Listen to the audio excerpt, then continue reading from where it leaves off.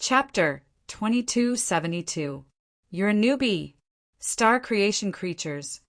Metatro immediately stretched out his finger and pointed at the teddy bear, as if the murderer was you. The bear blinked its eyes and then let out a sinister laugh. I've been found out. I knew it. Medanzo shook her head and walked closer. She frowned and said, Why are you here? Where's your master? She was taken away. The ragdoll bear said helplessly. 2 men took her away while she was unconscious. You can see her from here, Medanzo said coldly, and looked down at the screen on the table. Senior Yulia's avatar was in a blue frame, and it was not far from the school, but it was moving. Medanzo also saw the avatars of several other people on the moving avatar. There were a group of people with red frames, and only 2 of them had blue avatars. This is Kay or Lily and Calvin? Medanzo said thoughtfully. This old man, what is he going to do this time? The bear looked at Medanzo motionlessly. It looked no different from an ordinary doll. Medanzo felt uncomfortable, but she didn't point it out. Both of them had a tacit understanding and didn't point it out. I wonder if you can show the options that these people are currently facing? Medanzo asked suddenly. The bear suddenly stretched out its hands and patted the screen. In an instant, a large number of text appeared on the screen. Only those with blue avatars have options? Medanzo frowned again, and then her eyes moved slightly. What are you doing? The 2 hands of the ragdoll bear began to tap on the screen. At the same time, the content in the text box of Calvin's avatar began to change. Save my master. I'm my master's Star Creation Creatures. I don't believe it. However, all the options were indeed written by someone else. The president of the student council had been here all along, secretly editing everyone's options. At this time, the text on Calvin's profile picture had been completely rewritten through the editing of the ragdoll bear. A. As the creator of Dark World Battlefront, you have been summoned by God. You should bring fear to the human world and destroy everything. You will open the door to a new world. Please put on your fishnet stockings and bring Yulia to the summer festival's venue. Once you're done, we'll begin the rest of the content. B. You've discovered the truth of the impact. You've been hiding in the horror behind the disaster for 3 years and 3 years. You've become the leader of the Dark World Battlefront. Everyone is looking at you. You don't know what to do. You're very anxious. If you don't close the net, you'll really merge into the darkness. You're very hesitant. Medanzo. Was this guy really planning to save her? You don't have to choose and just leave it hanging. The ragdoll bear laughed sinisterly again. Medanzo squinted her eyes. It didn't even indicate what the reward was. This kind of choice was very careless. It would be strange if she chose it. Wait, they're really moving? In the direction of the school? The girl stood in front of the huge glass wall of the observation room. She was shocked and felt a huge chill. This is the messenger. Meshi's voice was slightly trembling. And it's the first messenger. Number 1. You know, Ludic's eyes flashed a trace of astonishment.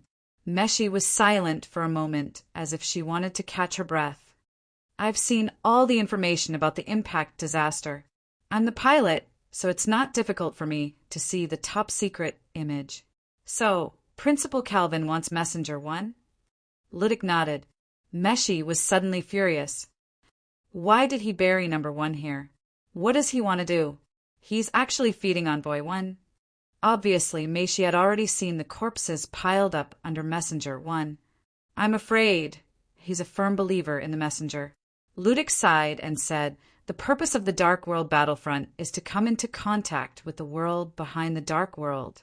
I think he's feeding this guy to open the door to the world behind the Dark World through it. But I don't know how to do it. After all, I only discovered this after this disaster. We can't let him get what he wants.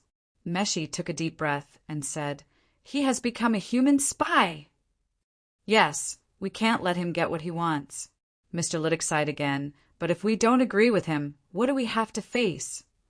Meshi's face suddenly changed slightly. She stared at Ludic. The second choice Calvin gave you is to bring me here. Obviously, it's not to let me know this. So, it's probably similar to what you think now, Mr. Ludic said faintly. Meshi subconsciously took 2 steps back and rushed out of the door. However, the iron door of the observation room closed instantly. Meshi turned around and saw Ludic walking slowly toward her. He pulled off a necklace from his neck and began to wrap it in his palm. Whether I hand you over to him or let me do it, your end will be the same. Ludic said expressionlessly at this time, although your end will be the same, it will be different sooner or later. Later means that there may be changes. Meshi, I'm sorry, I can't joke with the lives of you, Leah, and Kay Airlily. So you can only sacrifice me? Meshi sneered instantly. It doesn't matter what you think. Ludic said indifferently, I'm not a saint. I'm just a layman. There's a difference between friends and strangers. Compared to you guys, although that old bastard Calvin went overboard this time, he's still someone I truly know. I can only bet on him. Meshi took a deep breath and took the lead to attack. The girl could become an official pilot, undoubtedly went through strict training. Her physical strength had long reached the limit of human. But what she had to face was extraordinary power far beyond human. The fist that clenched the necklace seemed to have half of the divine power. The girl's fighting ability, which she was proud of, was as fragile as paper in front of the divine power. Her body flew backward in an instant and smashed directly into the wall. Her body was seriously injured, and her internal organs seemed to be about to rupture. She spat out a mouthful of pus and blood. I'm sorry, but I also want to see if the door of the new world is the way to leave. Ludic sighed slowly, reached out, grabbed Meshi's arm, and dragged her to the end of the observation room. There was a special passage here, which was specially used to feed Messenger 1. The former Calvin probably pushed the food into such an abyss in this observation room. He didn't deserve to be called a scholar of the free city, but being an ascetic was an extreme profession. There was a demon living in Ludic's heart. To him, Calvin's cruelty was just that. The free city was no longer the free city of the past.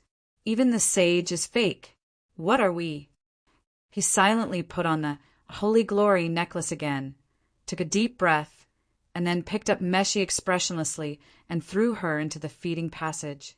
Messenger 1 in the observation room was pale all over and looked more like a human. However, it was tied to the cross on the execution platform, like a suffering saint.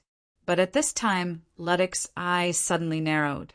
His arm that was about to throw Meshi out couldn't help but stop, because he saw a figure in the space where one was imprisoned. Black hair, black pupils, and black glasses.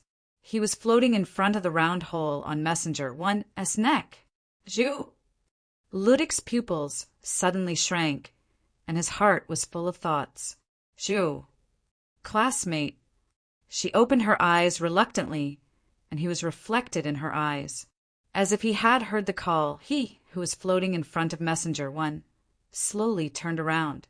He floated to the other side of the glass curtain wall of the observation room.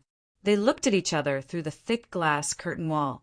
Ludic had unconsciously held the Holy Glory tightly again. At this time, Zhu slowly penetrated the glass curtain wall. For him, it was as simple as passing through the air.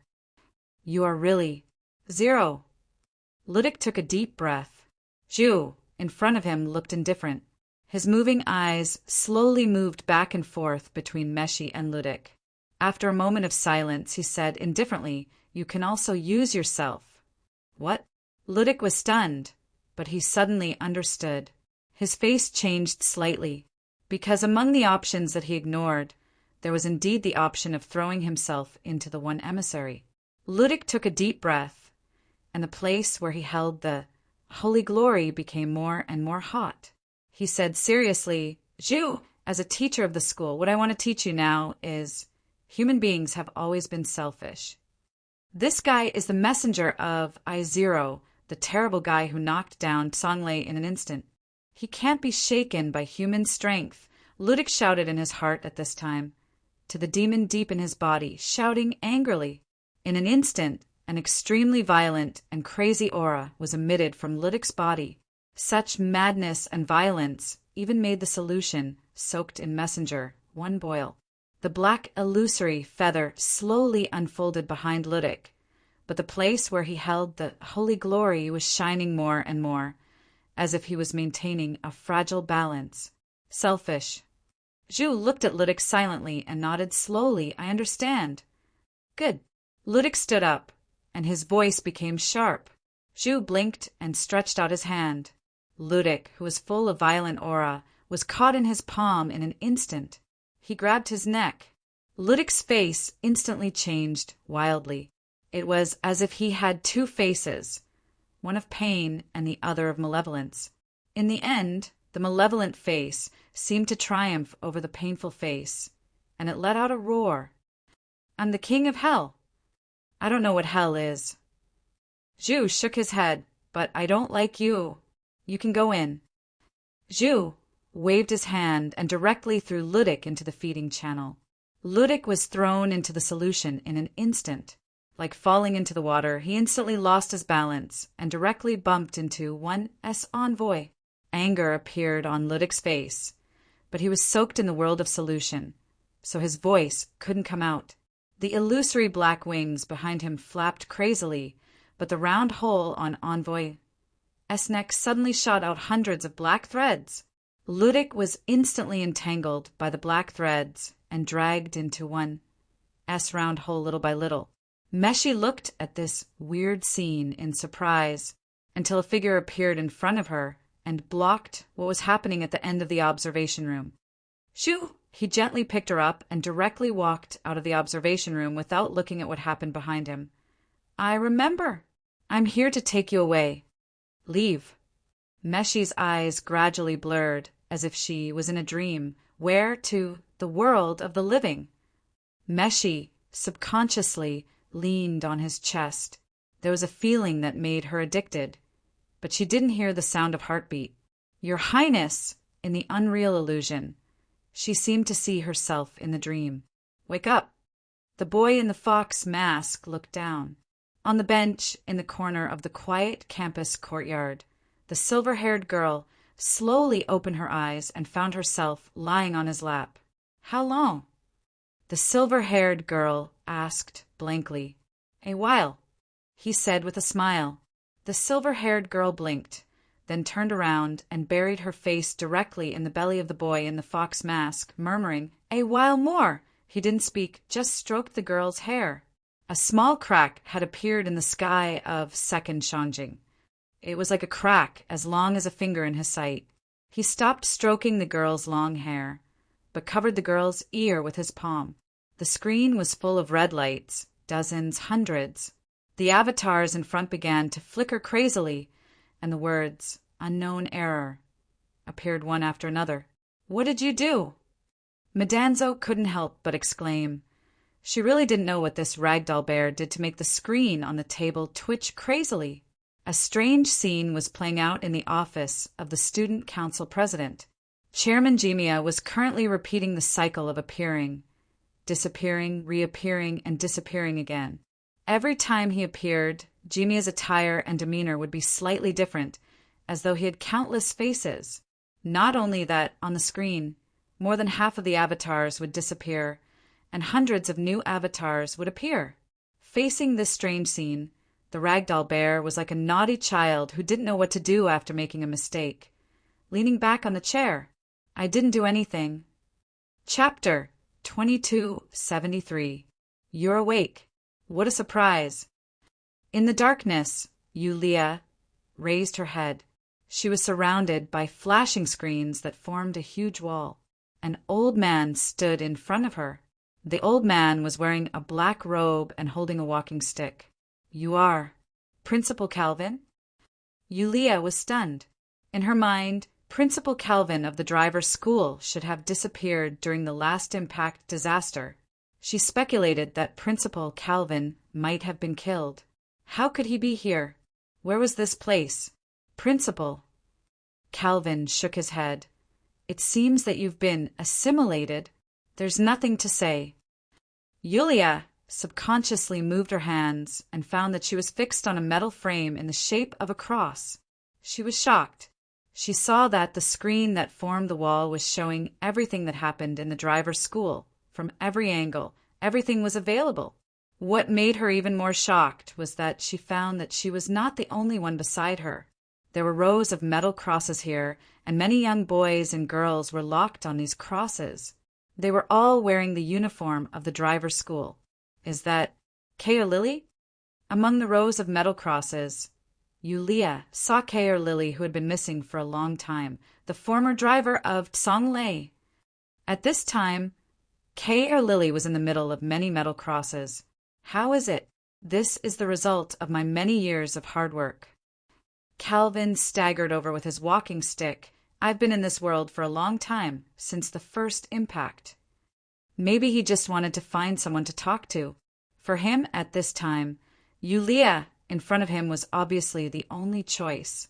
He actually preferred the person standing in front of him at this time to be Ludik, one of the only two students he valued. However, Ludik had some secrets that even he had never thought of. It was completely out of his expectations. I created Dark World Battlefront from the very beginning. I traveled back and forth between the world of this page and the Free City. Here, time can be shaped. Kerrigan is a stupid woman who only knows how to use brute force. She doesn't know how to use Book of Gaia at all. Yulia was stunned. She had no idea what the principal of the driver's school in front of her was talking about. The only thing she was sure of was that the old man's mind was somewhat unstable. All the pages will evolve on their own. The beginning of the world, or even the beginning of civilization. Do you know what this means? Calvin's eyes blazing. This means that time here is usable. As long as you plant a seed at the beginning of the world, you can harvest in the future. Do you understand? Do you understand? Yulia's face turned pale, and she desperately shrank her neck. When the principal spoke, he actually spat out saliva. Any knowledge, any idea, as long as you find the right world, as long as you put it in the beginning of the right world, it will go through a long period of evolution and evolution. The people of the whole world will gather their strength to perfect this. Help me. Calvin suddenly pinched Yulia's chin with one hand. Soon, you will see the results of the experiment. Become a part of it. What do you want to do? She said in a trembling voice. At this time, Calvin picked up the silver ornament on the cane. There was a button inside. He chuckled and directly pressed the button. In an instant, the whole space became transparent, pure white.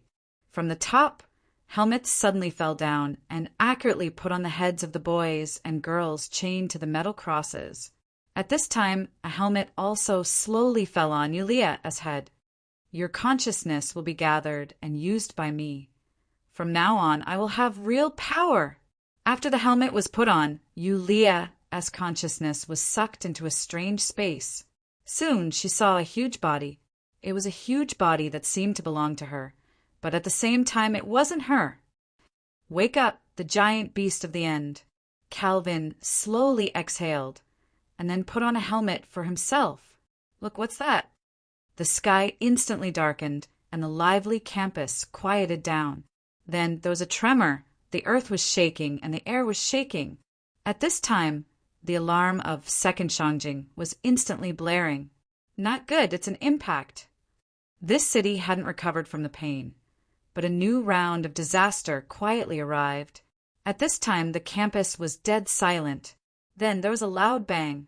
Amidst the buzzing that resounded throughout the city, a huge creature floated over from afar. It was pitch black, covered in scales, had multiple heads and many tails. It was like a mutated creature, ugly. This is, in the office of the student union's picket team. Vice President Millay looked at the huge creature that was slowly floating over in disbelief. She subconsciously stepped back and bumped into the table. The giant beast of the end has finally succeeded. The door to a new world is about to open. Teacher Mu Zi's voice sounded in the room. Everyone looked at her, only to see this blonde beauty suddenly rushing to the window sill. "Stop her!" Millet screamed in shock. Unfortunately, it was too late. This blonde beauty had directly smashed through the glass and jumped out of the office building. Millet looked over and saw a staggering figure on the ground rushing into the panicked crowd, and in the blink of an eye, she was nowhere to be seen. She couldn't contact Chairman Jamia, president. She couldn't contact him, and even the acting principal couldn't be contacted. Millet gritted her teeth and picked up the communicator. "This is Millet. Everyone listen up. Get to your positions immediately. This isn't a drill, this is a real battle. I repeat, this isn't a drill, this is a real battle." In an instant, emergency passageways were opened all over the campus. They led underground. The pilot school was also a base. In some ways, it was even more complete than the destroyed second Shanjing base. The field was emptied and cannons began to rise. The water in the swimming pool was also crazily pumped dry, and a large number of anti-air cannons emerged. The teaching building began to move, and all the windows fell down. More weapons were released from the pillars of the building. Wow. When I was young, I had thought about how cool it would be if the school I hated could be used for battle. The students here are so cool. In the student union president's office, the black and white teddy bear looked at the changes in the entire school with shining eyes, like a naughty child seeing a 20-meter-tall battle robot. Madanzo couldn't help but roll her eyes. She had already felt that things were going to be bad when all the screens on the table turned red and showed the unknown error, but she didn't expect it to be an attack. But why does this emissary look like a stitched monster? I feel it. The teddy bear waved its hand and pointed at the behemoth floating quickly. "My master is there!" "Are you sure?" Madanzo frowned subconsciously. In essence, she didn't do her best. This thing was really Yulia, S-star creation creature. But this thing definitely had something to do with Yulia. "I swear on my master's integrity," the black and white teddy bear said solemnly. Madanzo fell silent. In theory, newcomers didn't have any integrity. After so many page worlds, it knew very well what kind of person Yulia was. "I see." Madanzo sighed slowly. "I'll go and take a look." With that, the 6 wings on the little boy's back spread open, and he instantly broke out of the window. The black and white ragdoll bear looked at him and clenched its little fists. "Light Clan. I wonder if he's really from the Light Clan. Anyway, do your best. Brave boy. Go and create a miracle, hee." It then walked to the place where Madanzo broke out of the window, but instead of jumping down, it climbed up.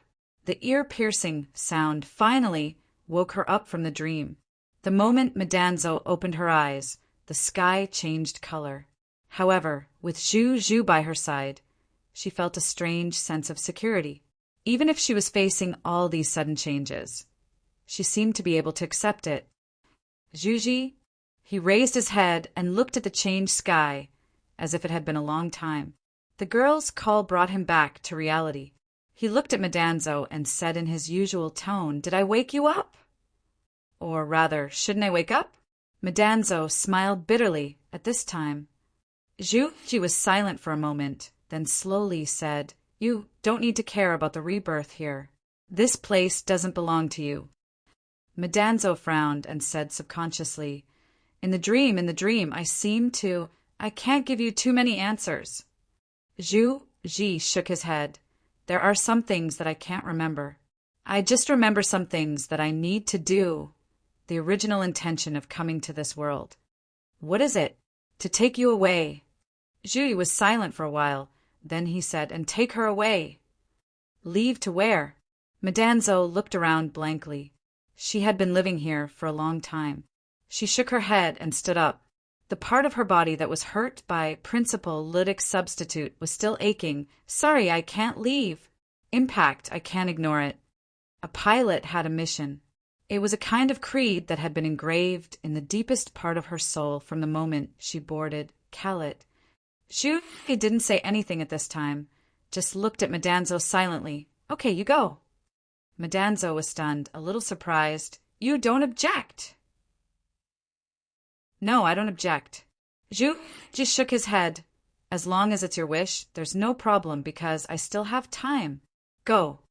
Madanzo opened her mouth, but her expression changed slightly in an instant, because she heard Curlet as call. It was the resonance between the pilot and the God-Eater. However, Caolet should have been completely paralyzed after the previous impact. But at this time she actually saw Curlet. Like the most loyal knight, a strong light was cast from the sky in the huge playground, and the familiar Curlet appeared in front of her, half kneeling. How could it be? A gentle invisible force lifted Madanzo and sent her directly to the door of Curlet as cockpit. Madanzo subconsciously boarded the cockpit and looked back. On the rooftop of the campus, the black-haired boy was looking at her with gentle eyes. "Since this is your wish, it's up to you to solve it. No matter what the result is, since you've made your choice, I'll just watch until the end." Madanzo took a deep breath and sat directly in the familiar cockpit. On the rooftop, Zhu Ji stood in the wind, but his eyes suddenly moved and looked at the fence. A furry guy was climbing out from the other side of the fence. It was a black and white ragdoll bear. The moment they looked at each other, the ragdoll bear took the lead to greet him. "Hi, brother, long time no see." Zhu frowned slightly. He didn't have many emotions, but he seemed to be born with disdain. Inexplicably, he felt a little disdainful toward this talking teddy bear. "I don't know you," Zhu said indifferently. "But I know you." The ragdoll bear climbed over the fence and jumped directly to the ground, saying with a smile, "We're brothers." "Brothers?" Zhu Ji frowned and pondered. Then he shook his head and said, "I'm not." The ragdoll bear seemed to be greatly hurt. He sighed and said, "Don't you want to know why you're here?" "Why I'm here?" The ragdoll bear said, "I don't know the details, but according to my recent observations, you should have used the passage of the Nirvana Ocean to enter this world. That's really your style. For Gaia, you didn't hesitate to become an abomination and enter this world after death." Zhu Ji remained silent. The ragdoll bear slowly walked over, and the smile on his face deepened. "This is the world after death. It's the only reincarnation place that can resist fate. Actually, have you ever thought about why the one who awakened reincarnation is Gaia and not you?" Zhu Ji still remained silent. In the end, the ragdoll bear walked to Ji and looked up. "Fate isn't omnipotent. Every power has two sides. Without reincarnation, no matter how strong fate is, it won't be able to stand up. Do you understand now? Sister Huang and Ji gave up Gloria-san in the beginning because she wanted you to be stronger. Gaia, it's probably the same, right? Brother, you really are a sinful person. Have you ever felt pain for your own existence on a lonely night?" Zhu Ji suddenly moved. He lifted the ragdoll bear with one hand. "Although I don't know what you're trying to say," Zhu Ji said expressionlessly, "but I have a feeling that you're trying to sow discord. You give me a very bad feeling." "Huh." The ragdoll bear couldn't help but blink. "Wait, I still have something to say, wait." Zhu had already torn the ragdoll bear in half and threw it on the ground. Chapter 2274. Its name was the Doomsday Behemoth.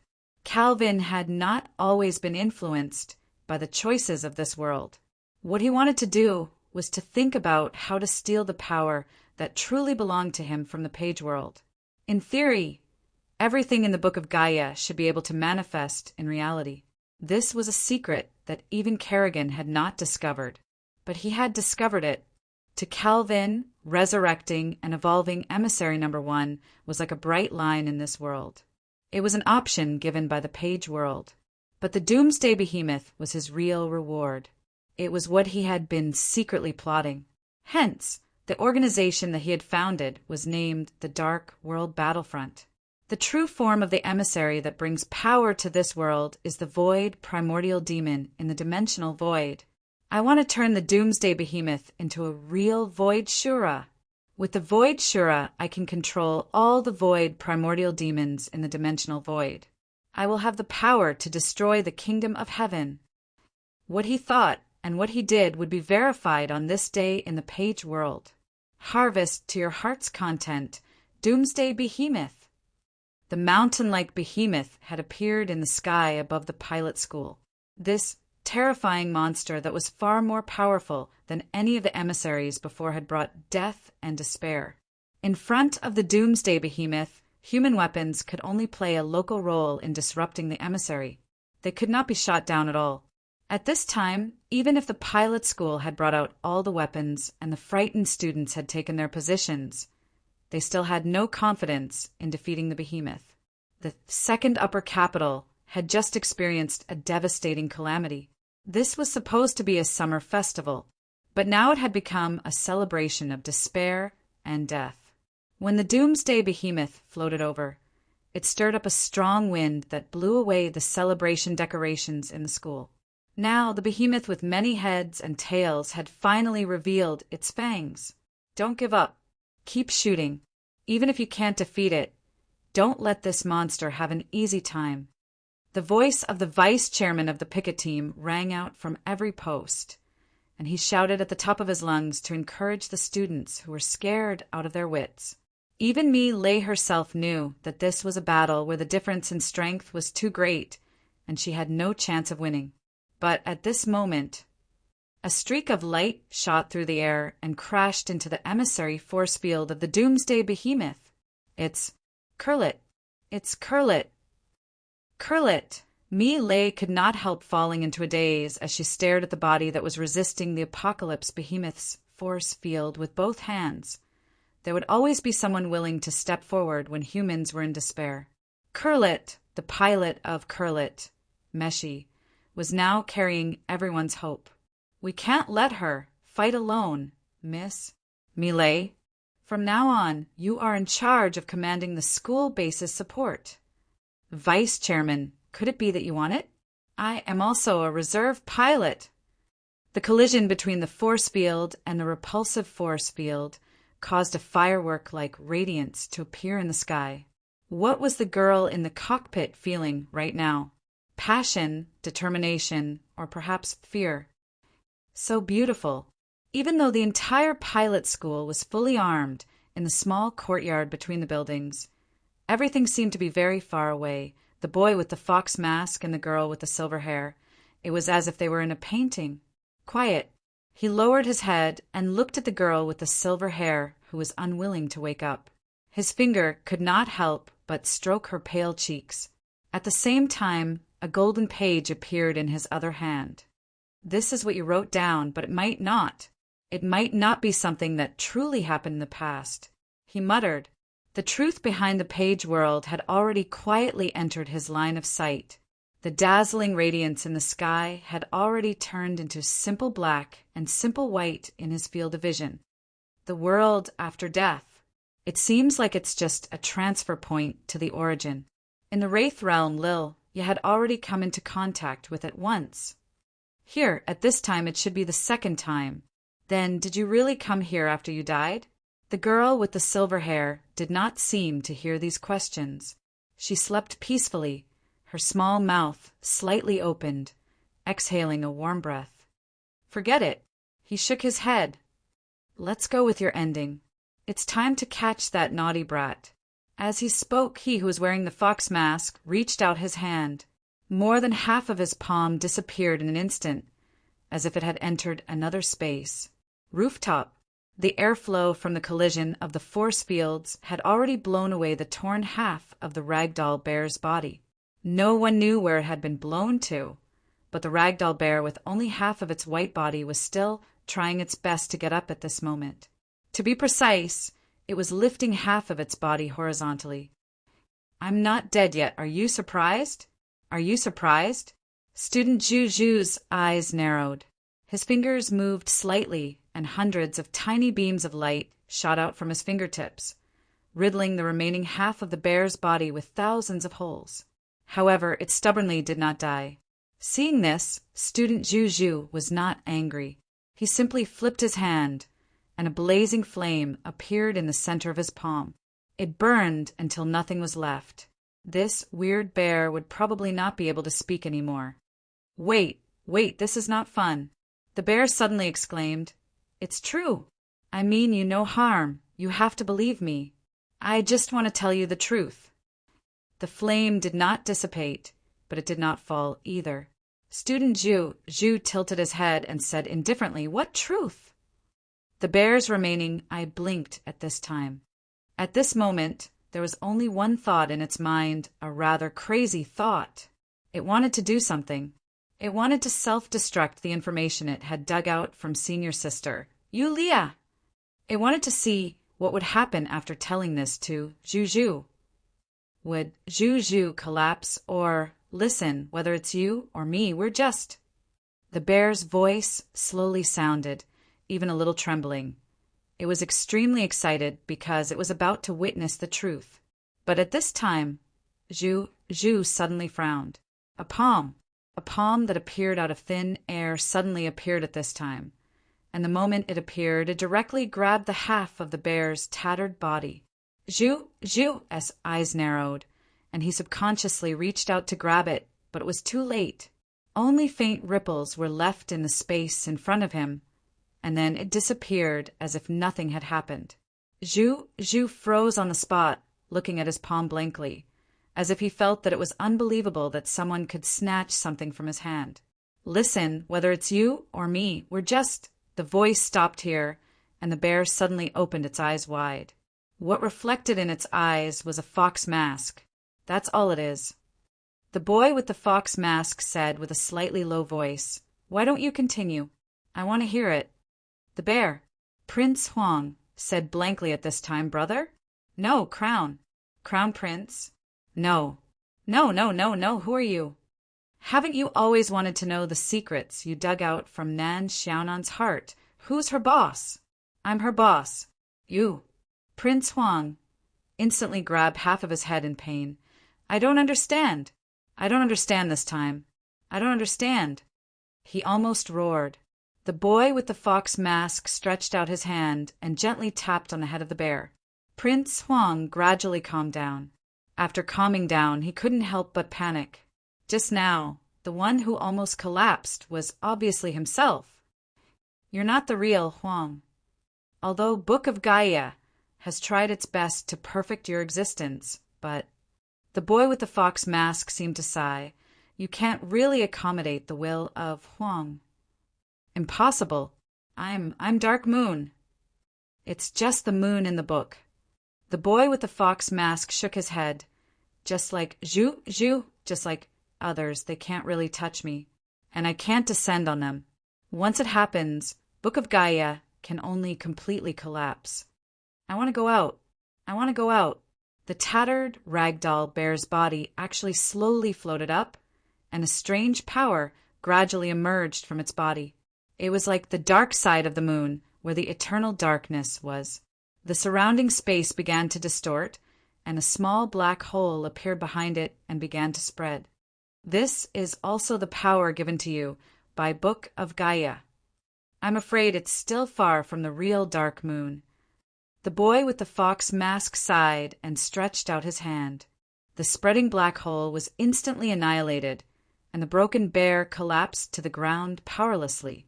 Your guess is correct, he said casually.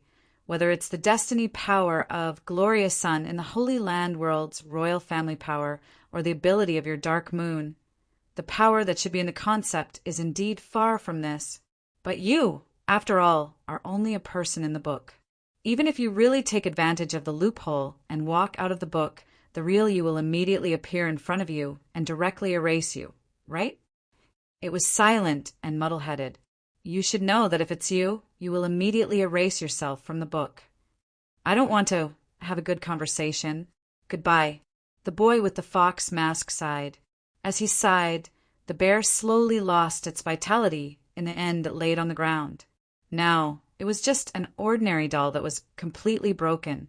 The smuggling plan of the doll, Famine, was declared a failure. It seems that Famine only left a fragment of its consciousness in the Wraith realm. If there were more, it would probably cause the Book of Gaia to lose its balance. He muttered to himself, however, if it's already so mischievous in the book, the real person is probably something else. Although he only saw it from the book. But he was able to use this opportunity to observe them. Famine, Princess Angelique, Great Emperor Califar, those who were related to him in countless ways, his past family members. However, the matter of concubine selection, isn't it a bit? Even though he was someone who was indifferent to life and death, he couldn't help but feel a bit surprised. He couldn't help but wonder what kind of person he was in the past. After a while, he looked up at the small crack in the sky that was only the size of a finger. Due to the appearance of the behemoth of Apocalypse, this small crack had never been noticed before. "Speed up!" Holding the golden page in his hand, he muttered. In the blink of an eye, that small crack tore a huge hole in the sky. What did that look like? It looked like a piece of white paper was torn apart. She couldn't stop the behemoth from descending. Not only that, Kurlet's arms were already trembling and cracking. Meshi clenched her teeth. The pilot had to synchronize with the God-Eater, so all of their senses would be synchronized.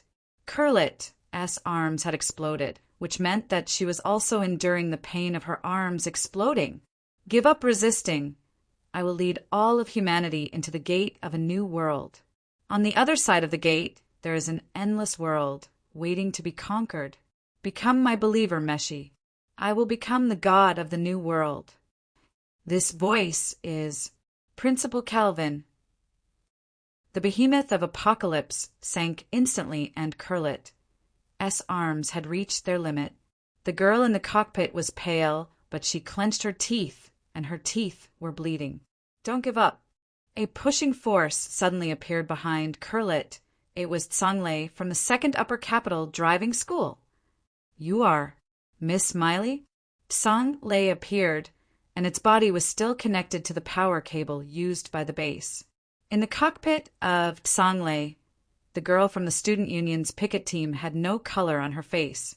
It was as if taking a breath would exhaust all her strength. She was about to speak when she coughed out large mouthfuls of blood. Miley, you haven't logged in as an official pilot. You will die. It's too late, and I don't have the authority, but... The girl in Tsonglei, as cockpit, clenched the control stick tightly. But, just like what you said, we might have fought like this before. In an instant, a pair of blood-red wings appeared on Tsonglei's back. I can't hold on for long. Don't let my efforts go to waste. I looked forward to the president, and I looked forward to you. Now I am also... The girl piloted Tsonglei and pushed Kurlet, roaring and breaking through the force field of the behemoth of Apocalypse. The behemoth's descent stopped. Humph! I didn't have time to remove the new system from Tsonglei's body, but inside the behemoth of Apocalypse, Calvin looked indifferently at Tsonglei, who was bursting with power without any panic. The power of the behemoth of Apocalypse had not been fully released. This was the ultimate creature he used to fight against Kingdom of Heaven, and it could evolve continuously. Its potential had not been tapped out, and its power was far from its peak. Release. 20% power limit. Calvin calmly issued the order. Behind him, the instant he issued the order, the bodies of the young men and women on the metal crosses that were erected immediately twitched a little and let out waves of mournful cries. But to Calvin, the wailing sound was like gospel. The power of the behemoth of Apocalypse began to increase, and he was almost drowned in this huge increase in power. It was at this time that a smiling face appeared in front of Calvin's eyes. It was the smiling face of a young, innocent boy. It's you? The little boy had 6 illusory wings behind his back. His fingers gently tapped on Calvin's body, and Calvin instantly flew backward. You old man, it's really hard to find you? The little boy swung his arms, and the smile on his face grew wider. You really think you're invincible just because you got a stitched monster. It's you. Calvin instantly let out a cry of surprise. He would never forget how this guy had broken his limbs back in the observation room of the underground base of the pilot school. The horror of the little boy had long been deeply imprinted in Calvin's heart. It was even more terrifying than Ludic's demonized appearance. You, what do you want to do this time? Calvin's voice was no longer calm. What do I want to do? I can't just watch two girls fight with their lives on the line without doing anything. Besides, one of them is my roommate for 1 month. The little boy, Madanzo, narrowed her eyes. Besides, thank you for taking care of my Yulia. Calvin gritted his teeth, and a trace of viciousness flashed in his eyes. At this moment, Madanzo couldn't help but widen her eyes. She saw Calvin get up. The moment he got up, a corner of the old man's black robe was lifted up. F***CK. You really wore it? Madanzo took a deep breath and said in shock, It's A. You really chose A. Confusing behavior. Chapter 2275. It's option A. You chose option A. How did you know? Exclamations and exclamations. The former was shock, while the latter was fear. Calvin was the one who was frightened at this time. According to his observation and research, the options in the world should be completely private, even if two people who both had options were facing each other. They wouldn't know what choice the other was making. But his option was actually known. He had been dormant in this page world for a long time, but he still hadn't found a way to peek into the truth behind the options. If I said that not only did I know, but I even saw with my own eyes that there was a guy who wrote the option for you this time, would you believe me? Impossible. Calvin was filled with grief and indignation. Option A. Option A. When it appeared, this revived outer god, who was once a great scholar in the City of Freedom, refused at that time, but he had a reason to choose option A. Because of guidance. Because option A was leading him to open the door to a new world, to open the door to this page world, to open the door that could manifest the power of this page world to the outside world. Therefore, not to mention a pair of broken socks. Even if there were 2 pairs, he wouldn't hesitate. But the premise was that no one knew. The option was completely private, so no one would know at all. This was a perfect closed loop. But now, Calvin couldn't help but feel that his heroic reputation had been ruined, forcing him to feel that he had no choice but to destroy this hateful youth in front of him. Nothing is impossible, Madanzo sighed slowly. For example, if I'm standing here, do you think it's possible? No matter who you are, you have to die today. Calvin had basically lost his most basic sense of reason at this moment. The little youth sighed again, suddenly showing a smile, and said softly, Calvin? No. The legendary mage of the Celts. Look at me. Look at me seriously. I look a little like the past. In an instant, the void lit up, and the wings behind the little youth bloomed like flowers. A phantom appeared behind Madanzo. 36 wings of pure white. Metatron. How? Calvin seemed to have lost all his strength in an instant. He fell to the ground with a blank expression on his face. At this moment, the little boy was walking towards him, 1 step at a time, walking towards this outer god reincarnated whose mental defenses had been completely broken and who had lost all will to resist. Madanzo reached out and grabbed Calvin's head. She sneered and said, Don't worry. I will deal with all of you one by one. Now, let's start with you. The pure white 36 wings were completely dyed pure black in an instant. It hadn't forgotten. It wouldn't forget, and it would never forget. In that broken orphanage dormitory, there was a young girl who would rather give up her own beliefs to believe in him. It would never forget the feeling of helplessness and despair when facing such a young girl, when it couldn't save her. She had made it feel despair. Even those guys from the Blazing Sky Palace had not done so. Celine, the girl who truly possessed a compassionate heart. At this moment, Calvin's head in her palm was now like dried and cracked mud. He watched as his head split open. A crack split open between his eyebrows, and then the left and right sides of his face were slashed open. Ah! The wail from the soul resounded, throughout the huge room full of metal crosses. Calvin's face gradually distorted under Madanzo's palm like an evil spirit. Feel the taste of a slow death. Bang, bang, bang, bang, bang, bang, bang. The helmets, one after another, 2, 3 exploded crazily. The young boys and girls who were imprisoned here like nourishment broke free from a huge cage and regained their freedom from the body of the apocalypse behemoth. The entire control room flashed with a dangerous, buzzing sound at this time. In the crowd, a figure was the first to get up. She was Yulia. Yulia looked around in a daze. She suddenly slapped the back of her head hard. Memories flooded in like a tide. Yulia's memories, Senior Yulia's memories, her own memories. What the hell? While at a loss, Senior Yulia gradually sorted out her thoughts. But at this time, she saw a scene that she would never forget for the rest of her life. She saw Calvin. Calvin, who was like a real person after being eaten by insects, had thousands of holes in his body. He stood there, but his body was being wiped away bit by bit irregularly. However, there was actually a strange, satisfied smile on his face, as if he was on a pilgrimage. The look in his eyes was no longer his own. They disappeared bit by bit, his limbs, his body, and then his chest. His neck also disappeared, and his smile was still satisfied. His mouth disappeared, and not even ashes were left. His eyes were still full of smiles. His nose, his ears, his hair. In the end, only his eyes remained in the air.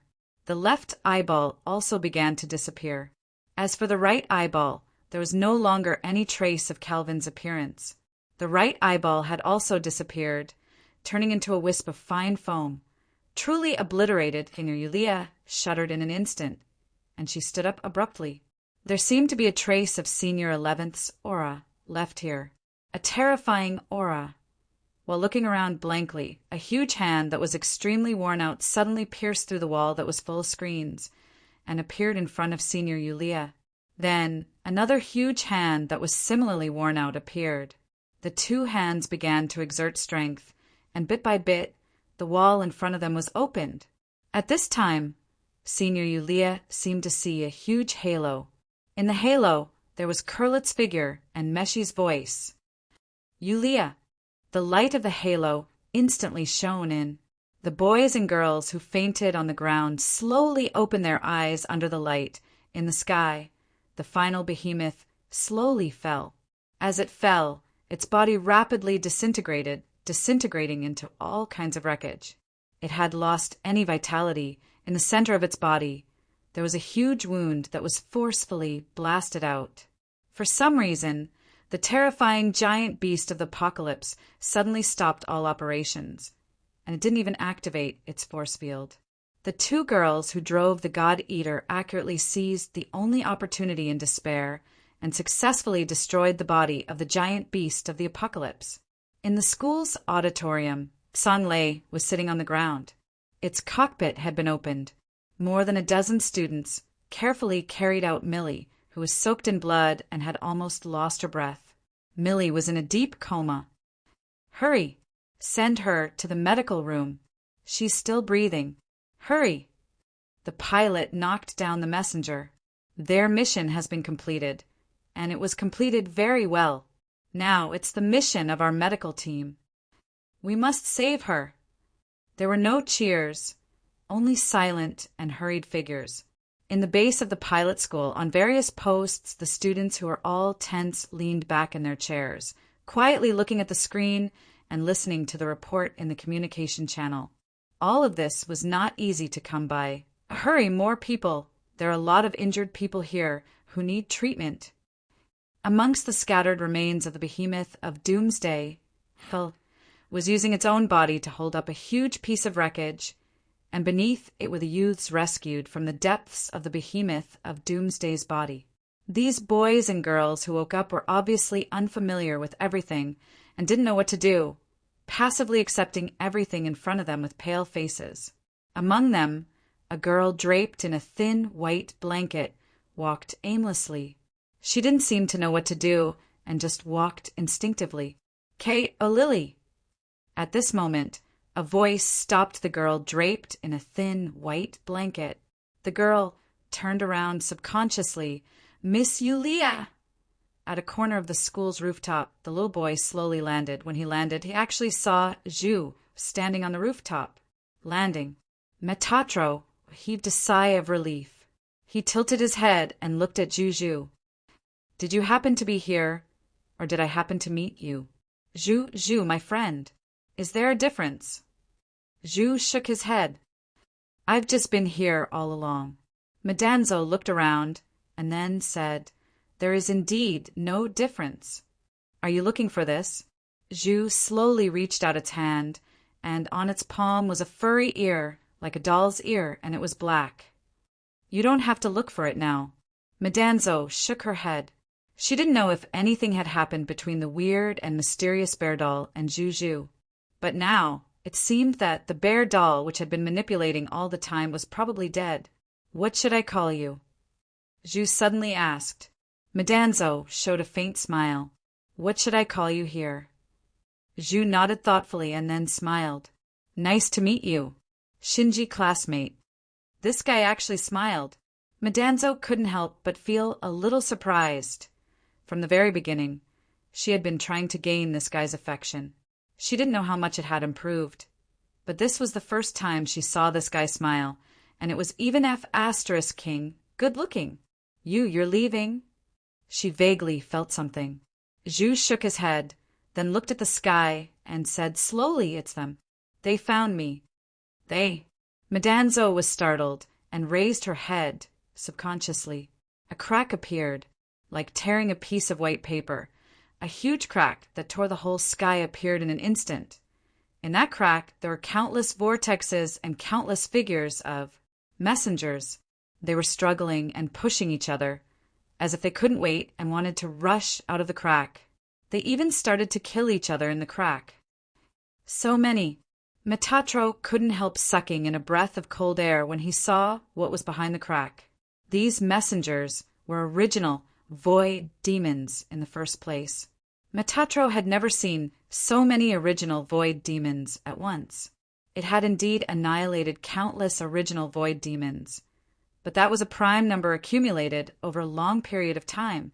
A terrifying fissure split the skies of the entire world. And within that fissure were endless primordial demons of the void.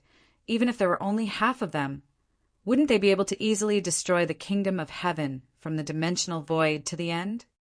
You're saying that they're looking for you? Medanzo looked at Zhu with a serious expression and vaguely understood something. I don't remember. Zhu shook his head. But it should be like this. Maybe it's because I've done something. Before coming here, I've been avoiding these guys. Why are they looking for you? You should be messengers. But Medanzo didn't say it out loud. To eat me, Zhu said faintly, and then most likely to eat everything here. Remember it. All of a sudden, Metatro rushed to Zhu excitedly and grabbed its arm subconsciously. She felt that she might have touched on some kind of truth about the primordial in Zhu's words. If possible, I also hope to remember more. Zhu slowly pushed away Medanzo's hand. But I have a feeling that maybe this is all I know. Shinji, I'm sorry, I don't seem to have time. Zhu's body rushed up into the sky in an instant. The huge updraft caused Metatro's hair to become disheveled. He did not intend to give up on his questions. However, at this moment, an ominous feeling came from the depths of the driver's school. It was some kind of voice, a voice like the cry of the soul. This feeling is void ancestor. Medanzo's face changed dramatically, thinking of Messenger 1 in the underground observation room. No, it's not void ancestor. This is void Azura. Who fed it? And who fed it? In an instant, a huge question arose in Medanzo's heart. In theory, there should be only two options to promote the final evolution of Messenger 1. If it wasn't him, then it would be Meishi. However, Meshi was still in the cockpit of Kurlit at this time. Crack! The whole pilot school building broke into two halves at this moment.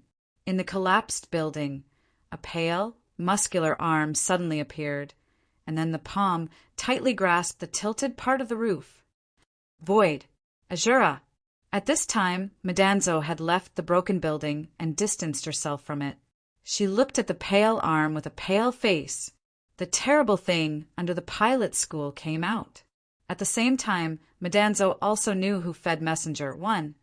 In the center of Messenger 1's head, a figure merged with it. It was Ludic. Chapter 2276. Upon closer inspection, Ludic and 1 were closely connected. In other words, it was not an exaggeration to say that they had completely merged into one entity. He seemed to have lost his life and was just like a part of Messenger 1's body, just the part that was exposed from the forehead. Messenger 1, which had completely crawled out of the underground base of the driver's school, looked more like a human than when Madanzo had first seen it. It was thin, but its legs were disproportionately long, like a primate. However, it had no facial features, and its entire head was like a mask with nothing on it. At this time, Messenger 1's huge body directly squatted on the slanted rooftop of the teaching building. Its hands were naturally put down, and its head was raised, facing the huge crack in the sky. How can this be? Ludic, actually, Madanzo looked at this scene in disbelief. It had never thought that Ludic would be swallowed by Messenger 1. No, it wasn't Ludic. It should be the guy in Ludic's body. It should be Samuel, who completed Messenger 1 in the end. Madanzo took a deep breath, and then a sense of powerlessness followed. Looking at the pale Messenger 1 that had completed its evolution, it deeply felt that fate seemed to be playing tricks on it. However, no matter what, Ludic is a descendant of a saint's family. If that person knows about it, I'm afraid. No, it's just a saint's family, not a real direct descendant related to that person. After all, Joan of Arc was still a virgin until her death. Senior. At this moment, a voice that was very familiar to Madanzo sounded. It looked down and saw Senior's sister, Yulia, coming to it with tears and snot. Metatro almost fell for such an accurate outpouring of emotions. Senior, I miss you so much. You're just in time. Madanzo reached out and pressed down on Senior Yulia's head so that she wouldn't come over. Do you see those void original demons in the crack? Senior's sister, Yulia's expression instantly changed, and she nodded. That was the reason why she had hurriedly come here. At this time, Madanzo quickly said, Listen, this world has developed to this extent, but the pages have not appeared yet. Senior, what do you mean? Madanzo said seriously, I'm afraid this is the real battle. Newcomer, place your bets. Are we betting that this world will be completely destroyed by the primordial void devil, or that this page world can survive this crisis? Senior, you also know that my luck hasn't been very good recently, right? Yulia couldn't help but say faintly. I know, Madanzo said bluntly. That's why I want you to choose. Whatever you bet on, I'll bet the opposite. UF***her. Do you really think I'm a beacon? Come on, newbie, it's time for you to show off. Place your bets. Yulia opened her mouth, suddenly feeling a little nervous. Which side should she bet on? No matter how one looked at it, this hand of cards was the trump card of the primordial void devil. On the other hand, on the human side, second upper capital city didn't have the slightest bit of defense. Even if it did, it wouldn't be able to withstand the endless primordial void devils. Furthermore, Miley was almost or perhaps already dead. Songlei was crippled, and as for Kurlit, it was questionable whether he still had any combat power. The primordial void devil was a real dragon riding on the face, and even the poison healer didn't seem to lose. There was still one on the ground. Senior, could this be that primordial void ancestor hidden under the school? It's Void Azura now, and it has successfully evolved after swallowing Ludic. Ludic! Yulia gasped. How could this be? Senior, could it be that you fed it? I want to know, too. Madanzo rolled her eyes. Then. Yulia's eyes darted around again. Suddenly, she saw something, and her eyes lit up. "Who's that? Zhu? What's he doing?" Madanzo suddenly said, "New bee, I'll give you a piece of information for free." This time, Zhu and the primordial void devil seemed to be enemies. She knew which side to bet on. She would be able to make a living if she followed the boss. Even if the boss was just a projection, he was still the boss. "Sanlei!" Yulia suddenly yelled in a deep voice. On the ground, the dilapidated huge machine that was sitting beside the school auditorium suddenly flashed with a red light and stood up once again. "It can still move." Madanzo blinked in surprise. "Yulia," said with a hint of pride in her voice, "my star creation creature can move even if it only has one finger left.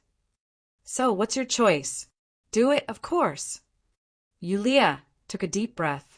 With her hands on her hips, she looked at the endless primordial void devil that covered the entire sky without any fear. Damn it, these are all experience materials to upgrade the black soul body. With so many primordial void devils, to what extent could she upgrade to? She didn't even dare to imagine it. The senior turned into a wisp of smoke and rushed into the cockpit of Tsanghe. She gripped the joystick tightly with both hands and operated it crazily. Looking at the materials on the screen, she was wet. "This guy." Madanzo shook her head secretly and muttered, "Newbie! If possible, I really hope we can be partners." Taking a deep breath, the little six-winged youth grasped a light sword in each of his left and right hands. He didn't waste any words as he directly charged into the endless void original demons. No matter what the outcome was, all living creatures and the primordial void devil were absolute enemies. It was serious about slashing the primordial void devil. "Zhu, we're brothers. Let's slash the little monsters together." It appeared beside Zhu, bathed in golden light. Zhu showed a hint of surprise. After a moment of silence, he said, "You don't have to help me. Do I have to help you?" Metatro chuckled. "I'm helping the Zhu classmate who played games with me all night. You're the same, right?" Zhu didn't say anything, but gave Madanzo a soul-stirring smile again. But Madanzo didn't see it. It was serious about slashing the primordial void devil. At this moment, it had already charged into the dense horrors with its light swords in both hands. "Maybe I don't have to leave this world of the dead," O exhaled slowly. Behind him, a huge, pale figure had already jumped up from the ground. "Messenger 1!" He stood in front of Messenger 1 and put his hand on the middle of its face. "You don't have a name yet, do you?" Messenger 1 didn't move. "What do you want me to be called?" Zhu asked softly. Messenger 1 still didn't move, but the figure on its forehead. Ludic's closed eyes seemed to shake. Then, Zhu's heart moved, and his voice became low at the same time. "I'll give you a new name. Angel of Wrath. This is you." It had a name, and it was no longer quiet. Its pale body instantly turned blood red, like the flesh and blood of a human being after its skin was peeled off. Its face that didn't have anything on it instantly cracked open a mouth, and inside it were sharp teeth. It still didn't have any other facial features, but it seemed to be enough. A pair of jagged wings broke out from the back of Messenger 1. No, from the back of the Angel of Wrath. The Angel of Wrath leaned back crazily, and its hands were pushed open. At this moment, the Angel of Wrath let out an earth-shattering roar. Then, like a wild behemoth, the Angel of Wrath crashed into the endless primordial void devil. At this moment, amidst the horrifying primordial void devil that filled the sky, the six-winged teenager was crazily slaughtering. The Angel of Wrath crazily tore apart one target after another. At the same time, a sneaky but huge figure was always wandering around the six-winged teenager and the Angel of Wrath, picking up the corpses one by one. But with just them, how could they block the endless amount of void Yuan demons? Such a struggle was futile. "Then I'll also—" Zhu took a deep breath and pressed its palm on its chest. There was also a hole that couldn't be filled. "Zhu," who was calling out to it. Zhu subconsciously looked at the broken curlet beside it. It didn't know whether it was suitable or not, but it had already soared into the sky. This was probably the current limit of curlet. The unstable body was now making rumbling sounds, as if it would fall apart at any time. However, at this moment, the door of the cockpit opened, and the girl slowly walked out, reaching out her hand. She didn't say anything, and all her words seemed to have been contained in the look in her eyes. "Don't worry," Zhu said softly. "This won't be the end. I'll wait for you to come back." Finally, the god-devourer reached its limit and completely fell apart in the air, and the girl fell with it. A gentle light wrapped around her, allowing her to land safely on the ground. She raised her head, looking at the tiny figure that rushed into the horrifying monsters, and murmured very softly, "Wait for you to come back."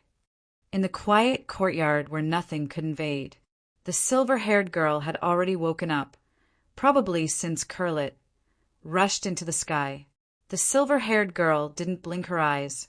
Wearing the fox mask, he said in a low voice, "Speaking of which, if I didn't come, the person beside you would be you. Would you hate to be replaced like this?" After a long while, the silver-haired girl shook her head. "Meshi, I'm fine." Then she looked at him in the fox mask and naturally leaned into his arms. "I'm fine too." This was like some kind of exchange game. He couldn't help but carefully ponder the meaning of the girl's words. Then he said cautiously, "I'll stay with you for a while." "Okay." The sword made of light shattered one after another, and when it finally reformed, it was already dim and lightless. Even the six-winged youth who claimed to have slaughtered hundreds of thousands of Void original ancestors could only hover unsteadily, panting. After all, it was a dead guy, and only a wisp of its will had come. On the ground, the corpses of the Void original demons almost filled the whole second upper capital city like a landfill of wreckage. No matter how violent the Angel of Wrath was, it was drowned in the endless numbers at this time. Look, even if it evolved into a Voidazura, there's still a difference. I'm afraid it's a fake, and it hasn't even awakened the ability to control the Void original demons. Madanzo couldn't see where Tsanglei was for a long time. Maybe it was hiding somewhere by now.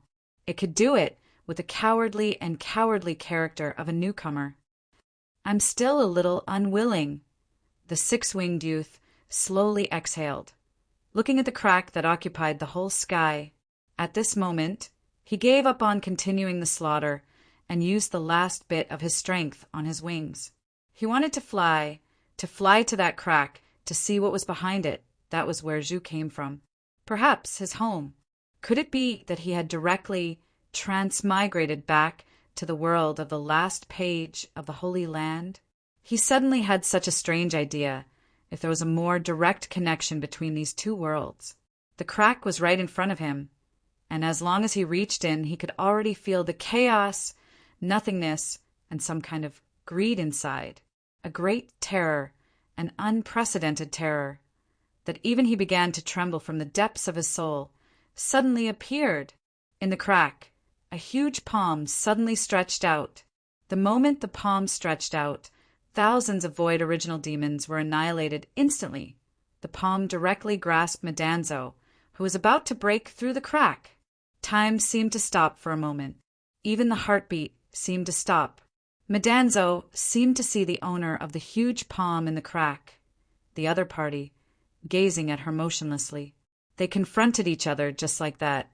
Second after second, the whole world paused, and there was no sound. The 52nd second, a figure suddenly bumped over, and time began to flow again. At this moment, Madanzo saw. He suddenly became huge and turned into a light, a giant of light, but there was an empty hole in his chest. The giant of light directly pushed back the palm in the crack. Then the giant of light instantly tore the crack in the sky wider and jumped in. Madanzo, who was almost out of oil, fell from the sky at this moment. It looked at the ground. At this moment, where was the Void original demon? They were all dead. Chapter 2277. Madanzo had already landed in a mountain of corpses and a sea of blood. The dead, primordial void demons almost covered the entire second upper capital city. It raised its eyes and looked around with a blank expression. The giant of light that Zhu Zhu had transformed into had already entered the crack. However, Madame Zhou still remembered the huge palm that stretched out from the crack. It didn't seem to be as simple as a primordial void demon. It wasn't a primordial void ancestor, nor was it a higher-level void Azura. Void Azura was already the highest-level form of the primordial void demon that all the undying creatures in the dimensional crack knew about. However, the appearance of the huge palm made Madame Zhou feel that the highest-level form of the primordial void demon might not just be a void Azura, say, Senior. A familiar voice sounded. Madame Zhou knew that Yulia would definitely appear when it was safe. She would survive until the end. But at this moment, she was no longer driving Songlei. Instead, she was alone. She looked a little tired, but overall, she was still okay. This guy, could it be that she was slacking off while fighting? Senior's sister Yulia had already come to Madame Zhou's side. Did we win? Madame Zhou shook its head. It didn't seem to have a definite answer either. After the giant of light appeared, the primordial void demons that had already invaded this page world were all killed in an instant. Then, the giant of light directly tore open the crack and entered it. After that, no more primordial void demons, the so-called emissaries, entered through the crack. Some time had already passed, but the giant of light still hadn't appeared. Madame Zhou looked at the huge crack in the sky and couldn't help but think of entering it again. However, at this moment, the crack in the sky seemed to have become smaller. It's not becoming smaller. It seems to be healing. Senior sister Yulia said quickly, It's starting to disappear. The crack was starting to disappear and no more primordial void demons appeared, which meant that victory belonged to this world. It seems to be Zhu. Madame Zhou said thoughtfully. The giant of light was formed by him, and it seemed that he was the only one who had the ability to heal this crack. The two of them silently looked at the crack that stretched from one end of the sky to the other, continuously shrinking. In the end, only a thin crack was left, but their expressions gradually became serious, because until now, the giant of light had not appeared again. The remaining space was clearly not enough for the giant of light to pass through. Right at this moment, a world-shaking roar came from afar. A huge, blood-red figure broke out of the wreckage on the ground. It was the enraged angel that was almost drowned by the original void demons. A newborn void Azura. What does it want to do? Senior sister Yulia couldn't help but be shocked. At this moment, the angel of wrath bent its legs slightly and then started to jump. The moment it jumped, the ground seemed to sink a little. The ground around the angel of wrath had completely sunk and cracked. In the end, the angel of wrath rushed into the remaining small crack at a terrifying speed. Completely entering it, the crack had completely closed, leaving only a faintly discernible line. The line had also disappeared, as if it had been wiped clean from the sky. Zhu still didn't appear. How could this be? Senior sister Yulia sat on the ground at once, staring blankly at the flawless sky. It's fine if Zhu didn't come back, but the pages didn't appear either? No, it's fine if the pages didn't appear. But why didn't Zhu come back either? It's not like this, it shouldn't be like this. Senior. She subconsciously looked at Senior 11, only to see that Madame Zhou's expression was no less confused than hers. Waiting in silence. When the ultimate beast was knocked down, they thought that all the danger had passed and heaved a sigh of relief. But it turned out that the ultimate beast was just a prelude. The real despair had yet to come. The overwhelming number of messengers appeared, as if it meant that the world was about to come to an end. It was too scary, so scary that they even forgot to think. It was so scary that they didn't even know how to react. They numbly watched everything happen until the appearance of the giant of light. The crack suddenly disappeared, and the world didn't end. Everything happened too fast, and the people who didn't even know how to be afraid now seemed to have the joy of surviving a disaster, as if they didn't know how to feel. Could it be that something else would appear next? After the crack disappeared, second upper capital ushered in dusk. The blood-red clouds gradually dimmed. When Yulia and Madanzo returned to the pilot school in silence, they saw the students silently cleaning the school or moving the people who died in the disaster. They were actually injured, but there were no more people. Even if they were injured, they didn't grit their teeth and persevered. There was no electricity supply. They dismantled the tables, chairs, doors, and so on in the classroom and set them on fire. Flames lit up everywhere in the school, illuminating the place. In the second upper capital, similar flames appeared in many places. In the quiet night, people coexisted with a large number of messengers, remains, and the whole second upper capital fell into a strange silence. Zengency. A figure rushed toward Madanzo. It was a girl with glasses, Mary. Looking at her, Madanzo was stunned. It seemed to hesitate, but it didn't dodge until Mary crashed into its arms and pushed it to the ground. Great. You're fine, that's great. It sounded like it was about to cry. Madanzo hesitated and didn't reach out its hand to comfort Mary's back. However, at this moment, Yulia pressed its hand down and pressed it against Mary's back. Madanzo rolled its eyes, and Yulia shrugged with a bitter smile.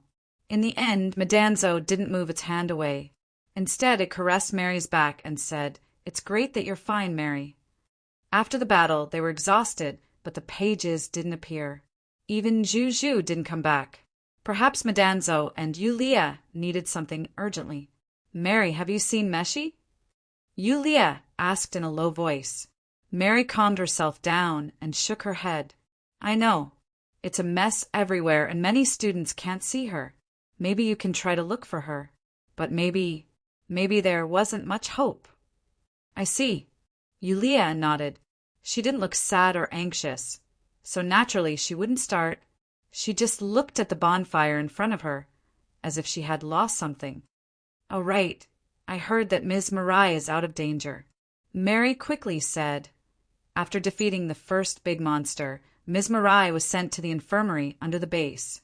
Just now, someone cleared the way down and found Miss Millet in the infirmary.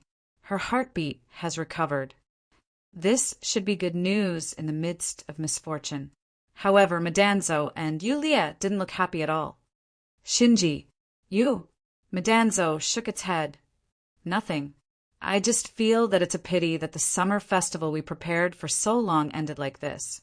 After all, we prepared for a long time. It just found a random reason." Mary was stunned. Suddenly, Mary took off her glasses and stood up. At the same time, she pulled Madanzo up and smiled. "Let's sing. Sing." Madanzo looked at Mary in shock. After taking off her glasses, Mary had a breathtaking face. Was this a face that was sealed by the glasses? It didn't know. It only knew that the firelight in the distance shone on Mary's face, and it was bright red. Yulia also looked at this vitality girl in surprise. She wasn't in the mood. However, Mary grabbed Yulia's arm. She pulled Madanzo and Yulia at the same time and quickly ran forward, climbing up a half-collapsed wall. "I have always had a wish." Mary stood on the high ground and looked down at Madanzo and Yulia were pulled up by her. "It is to confess to the person I like on an important day." Madanzo was a bit distracted. "I like you, Shin-san." It looked at her and saw Mary take a deep breath. She crossed her arms around her mouth. "I'm serious about confessing," she said loudly. Yulia nudged it with her elbow and said with a smirk, "Senpai, it's time for you to start your performance." According to Madanzo's personality, it would probably reject Mary with the reason that it was gay. After all, it had rejected Mary more than once. However, Madanzo didn't say anything this time. It just kept silent. "Don't reject me. Even if you don't agree, don't reject me." Medanzo opened its mouth and met Mary's expectant gaze. It suddenly smiled and climbed up to the high ground with Mary. It smiled and said, "Let's sing our duet." This time, it took the initiative to hold Mary's hand. Mary was stunned for a moment and then showed a gentle smile. She took a deep breath. Under the light of the night sky and the bonfire, the girls singing slowly came out. There was no performance, just pure singing.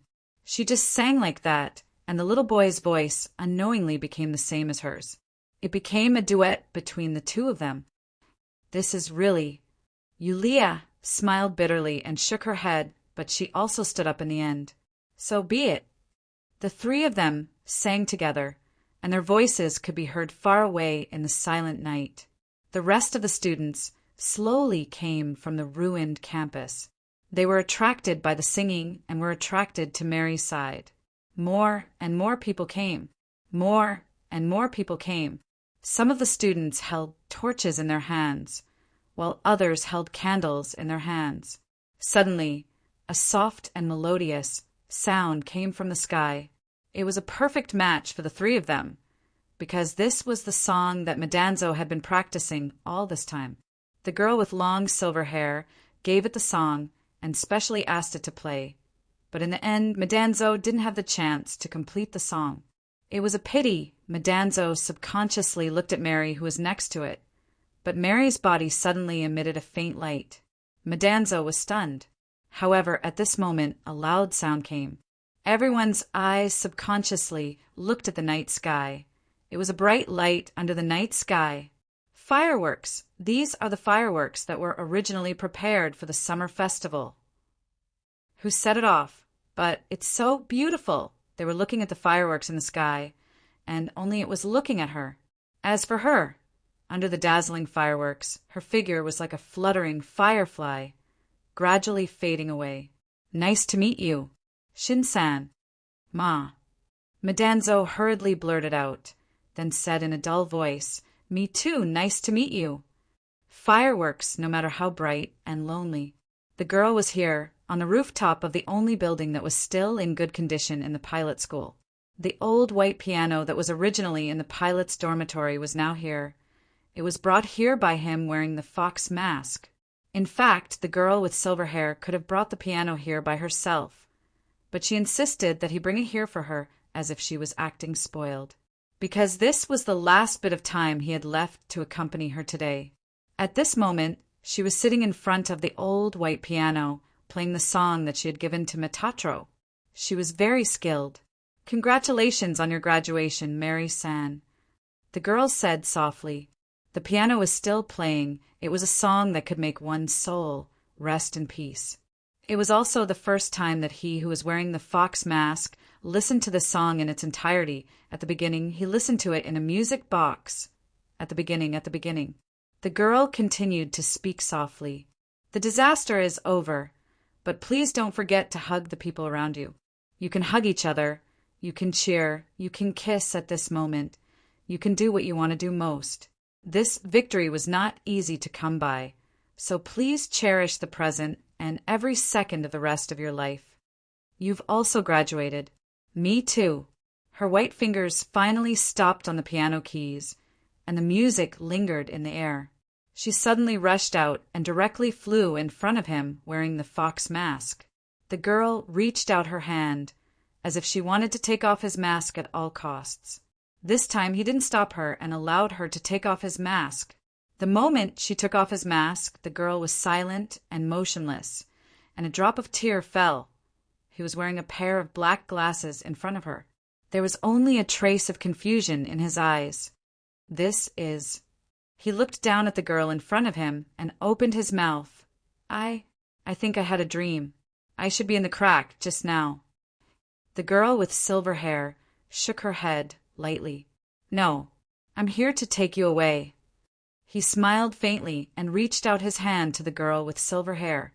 "Zhu." At this moment, Meshi appeared at the broken door of the rooftop, panting. He also reached out his hand to her. "Zhu." She looked at him. End of this chapter. Chapter 2278. The chaos here was like the chaos at the beginning of the world. Clear and turbid air currents were mixed and entangled. This was the world behind the crack. The chaos was boundless, and there was no breath of the living, as if this was more like the world after death. In the chaos, there were countless messengers, which were the void original demon species. They were spying or coveting, all because a figure that shouldn't exist appeared here. When he arrived, it was also the moment the giant light disappeared. He replaced the giant light that was fighting fiercely with something. A terrifying battle that happened in this land of chaos came to an abrupt end. What followed was the eruption of the main body of the giant palm, which contained violence, anger, and resentment. It only had one giant palm that appeared from the chaos. As for the rest of it, it was hidden in the chaos. But just this one palm made the countless void original demon species in the chaos not dare to act rashly. These void original demon species that had no heart and only had instincts also had something that they were afraid of. There's only one palm. Luaccio had indeed replaced the giant light that was supposed to be here, which was Zhu Ji. The replacement took effect the moment the girl took off the fox mask recklessly. In the same page, there shouldn't be two identical protagonists at the same time, and soon he came in person.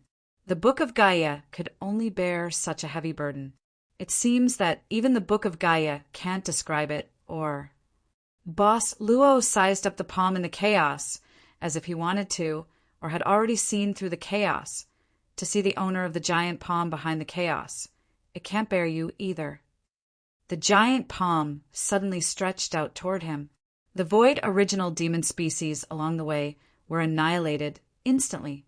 This was a giant palm that was enough to hold a planet directly.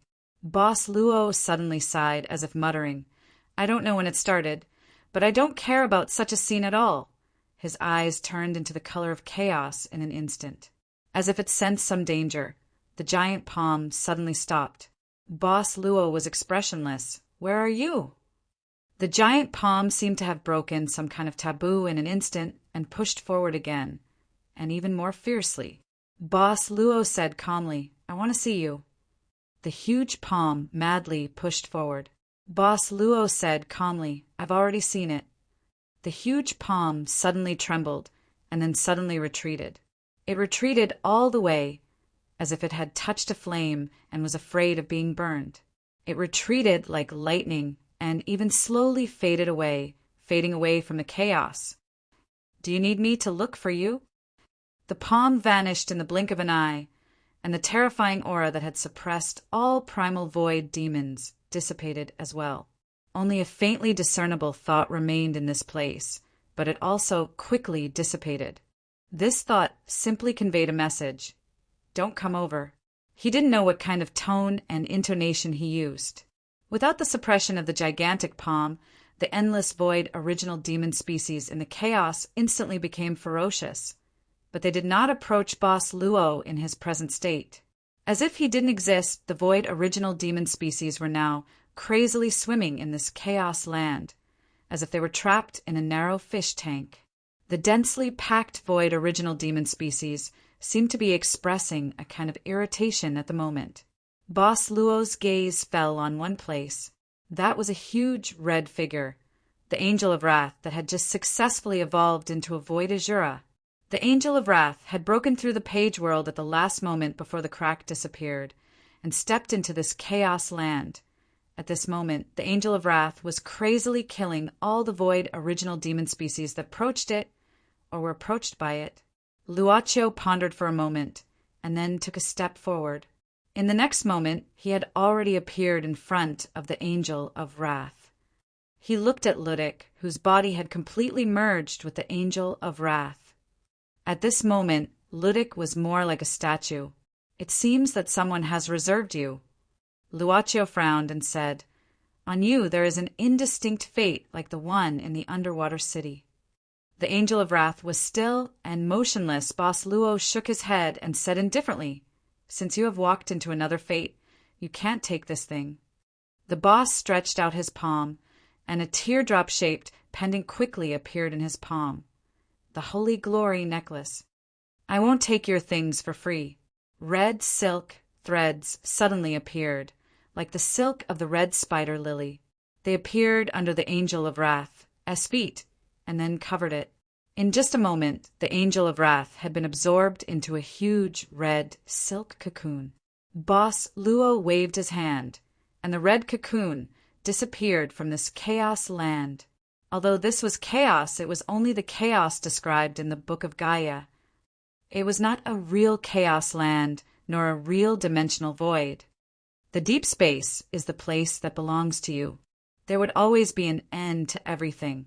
In the pilot school, Madanzo and Yulia had quietly left when the students' attention was attracted by the fireworks.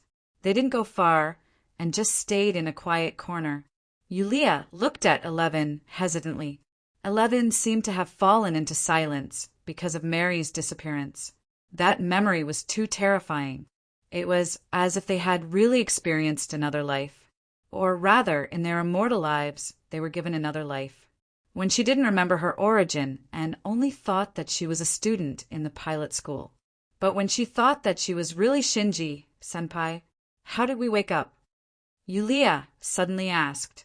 Madanzo said, I'm afraid that we have to thank your Xing Chuang's ragdoll bear. It was it that caused the special device that controls everyone in this world to crash, right? I'm from Xing Chuang. Senior sister Yulia sucked in a breath of cold air. F***CK. She forgot about that. Prince Desolate, the ragdoll Desolate. Senpai, where is that ragdoll bear? Where is it? Yulia hurriedly asked. Madanzo couldn't help but frown, and immediately said, It shouldn't be here anymore.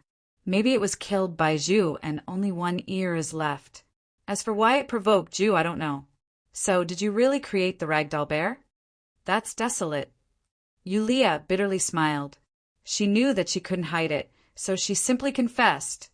That's right, it's the Prince Desolate from the previous world. This prince really has a lot of tricks up his sleeves. He actually secretly attached a thought to me, and then followed me to this place. Madanzo opened its mouth. Even it couldn't do such a thing. No, it did. It followed Celia into the Book of Gaia. 50 steps, 100 steps? It shook its head with a bitter smile. Fortunately, such a naughty child is just a character in the book. At this moment, a whirlpool appeared behind the two, and the suction force that they were almost used to. This is... Yulia subconsciously said, Senpai, you got the page? When? Metatro shook his head and subconsciously looked beside him. As expected, Tilian was there, the half-dead young lady that Metatro had taken care of after arriving at this place. When Madanzo looked at Sister Celia, its gaze softened. You won another world without doing anything. If I didn't get the page, then who got it? Yulia looked around in disbelief. On an intact rooftop of the driving school, a fluorescent light suddenly floated out. It was the same fluorescent light that appeared when Mary disappeared. Vaguely, Yulia seemed to see Meshi's figure. She was in someone's arms, but the whirlpool had already sucked her in. In a panic, Yulia instinctively grabbed Madanzo's arm. Senpai, protect me.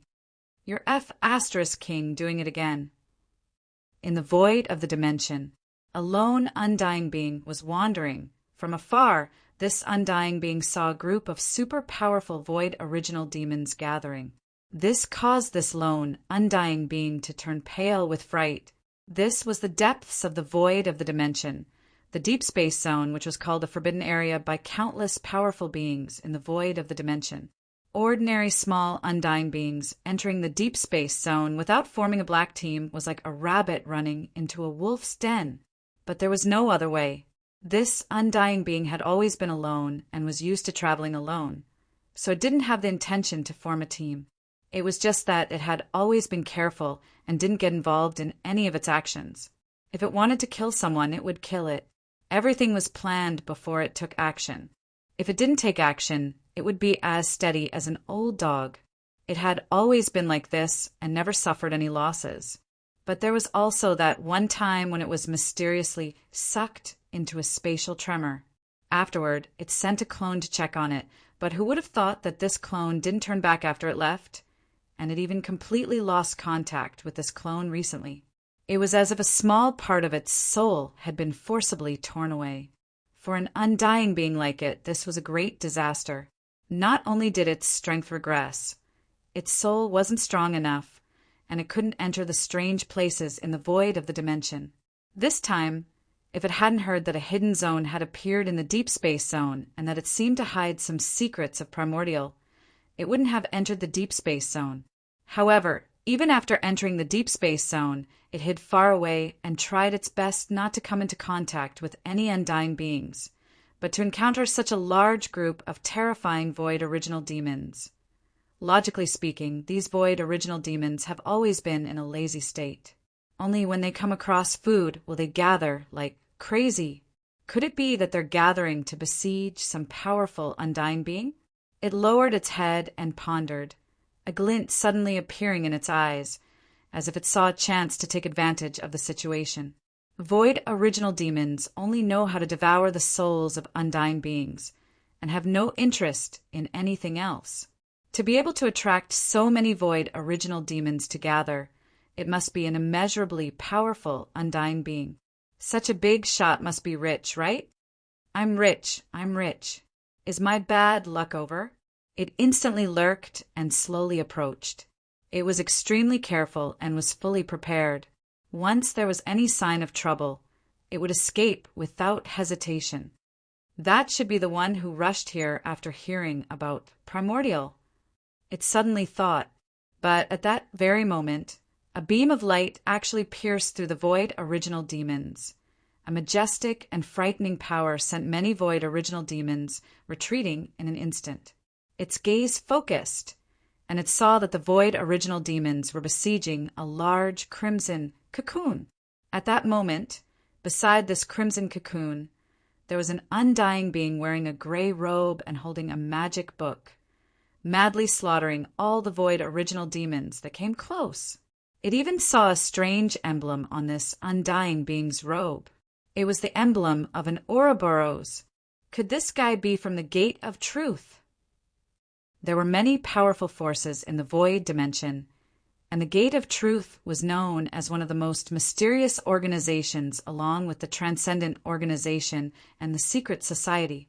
The Ouroboros was the emblem of the Gate of Truth.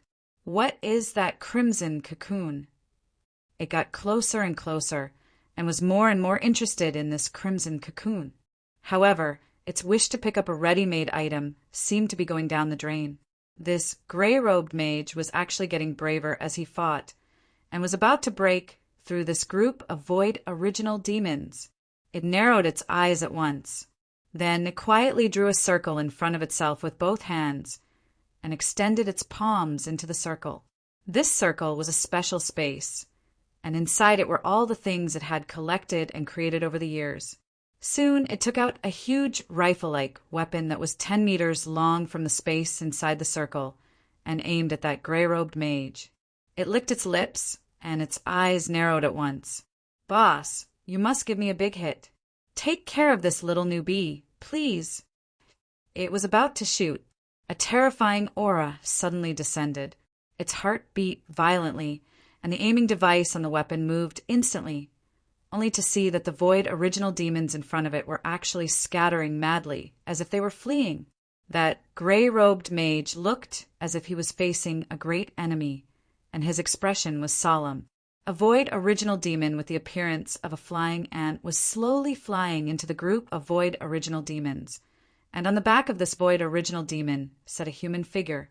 That person walked casually, and with a casual grab he caught a fleeing Void Original Demon, directly gouged out the head of this Void Original Demon, aimed at the big head, and began to gnaw fiercely.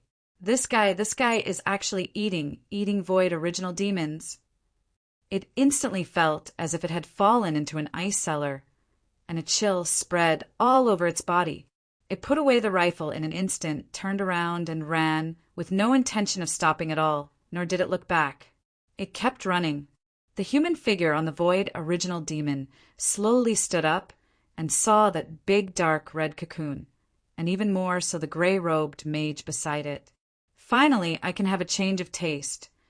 The man on the void original demon suddenly cracked open his mouth and laughed. That mouth and teeth stained with the brain matter of the void original demon looked unusually frightening at this moment. "Who are you?" The gray-robed mage's expression instantly darkened, and he asked in a low voice, "Me?" The man on the void original demon tilted his head and laughed casually. "Wang Xiaohu, the most handsome one in the deep space forbidden zone." As soon as he finished speaking, the man on the void original demon rushed out in an instant. The gray-robed mage had long been prepared. With a wave of his hand, the magic book in front of him flipped open wildly, and a series of 12 powerful defenses were instantly deployed. However, this guy who called himself Wang Xiaohu just threw a punch, and with one punch, all of the mage's defenses were instantly destroyed. This punch didn't even stop, and in the next moment, it had already blasted the mage's chest. The mage's eyes widened in disbelief, and as he looked at his penetrated chest, his gaze couldn't help but be filled with resentment. Damn it, when can mages stand up? Wang Xiaohu then tore apart the mage's body with both hands. A ball of light instantly rushed out of the mage's body. Wang Xiaohu opened his mouth in an instant and sucked hard. The ball of light was instantly sucked into his mouth. He chewed, swallowed, burped, unsatisfied. Chapter 2279. The original void demons were fleeing, and in no time they had already escaped into the deep space. In a vast area of darkness, there was only the big red cocoon, Wang Xiaohu and the flying ant original devil under Wang Xiaohu. Wang Xiaohu couldn't help but size up the big red cocoon. His situation was very special. He was a combination of a human and a large number of original void demons, and thus retained his human characteristics. At the same time, he also retained the characteristics of the original void demons. To him, he had the desire to devour both sides. The big red cocoon in front of him made him restless. Directly, as long as he ate this big red cocoon, it would be very beneficial to him. Following his instincts, Wang Xiaohu directly inserted his hands into the big red cocoon, wanting to tear it apart. He was neither a human nor a pure original void demon, and the rules of both sides were dispensable to him. It could be said that he was in a state of chaos. It was as if Wang Xiaohu had opened a piece of corn. His appetite was already showing, but at this moment the big red cocoon moved. In an instant, the big red cocoon turned into a ferocious force. This force was compressed in an instant, and immense pressure made Wang Xiaohu narrow his eyes involuntarily. He sensed the emergence of a force that threatened him, but it was good to be threatened. It meant that the taste of prey would be better. He was waiting in the void, arms crossed, a devilish smile on his face. The red radiance had been compressed to the extreme, and what appeared in front of Wang Xiaohu was a figure that was about the same size as him. At this moment, the aura of the figure that was emitting tremendous power suddenly changed. Wang Xiaohu subconsciously frowned. He actually smelled a similar scent from the other party. The red light dissipated, and in the deep space, a pale face appeared in front of Wang Xiaohu. The figure was tall and slender, wearing a white windbreaker and a long robe. On the face there was a half-erect, white bone mask, and on the left side of the face there was a completely pitch-black, there was a small round hole at the collarbone below his throat. Wang Xiaohu also had such a hole on the left side of his skull. At this moment, the flying ant original devil suddenly shivered, seemingly because of the aura emanating from this figure. Wang Xiaohu still stood with his arms crossed in front of his chest. Although his appetite was still strong, he had changed his mind at this time. He stared at the figure in front of him, and his eyes turned black at this time, so he kept sending the same kind of information to the other party. "What's your name?" Wang Xiaohu asked directly. It was unknown whether or not the other party understood, but he remained silent. After a long time he opened his mouth and slowly said, "Angel of Wrath." "Angel of Wrath?" Wang Xiaohu blinked his eyes and nodded. "That's a good name. It's fine to use it as a nickname. My name is Wang Xiaohu. From now on, you will follow my surname and be called Wang Xiaolong. From now on, I'm your big brother. Follow me, and this deep space street will be ours sooner or later. Follow you? The Angel of Wrath seemed to be in deep thought. It had just completed a certain state, and its mind was still in a sluggish, nascent state. Why, you don't agree? Wang Xiaohu laughed coldly.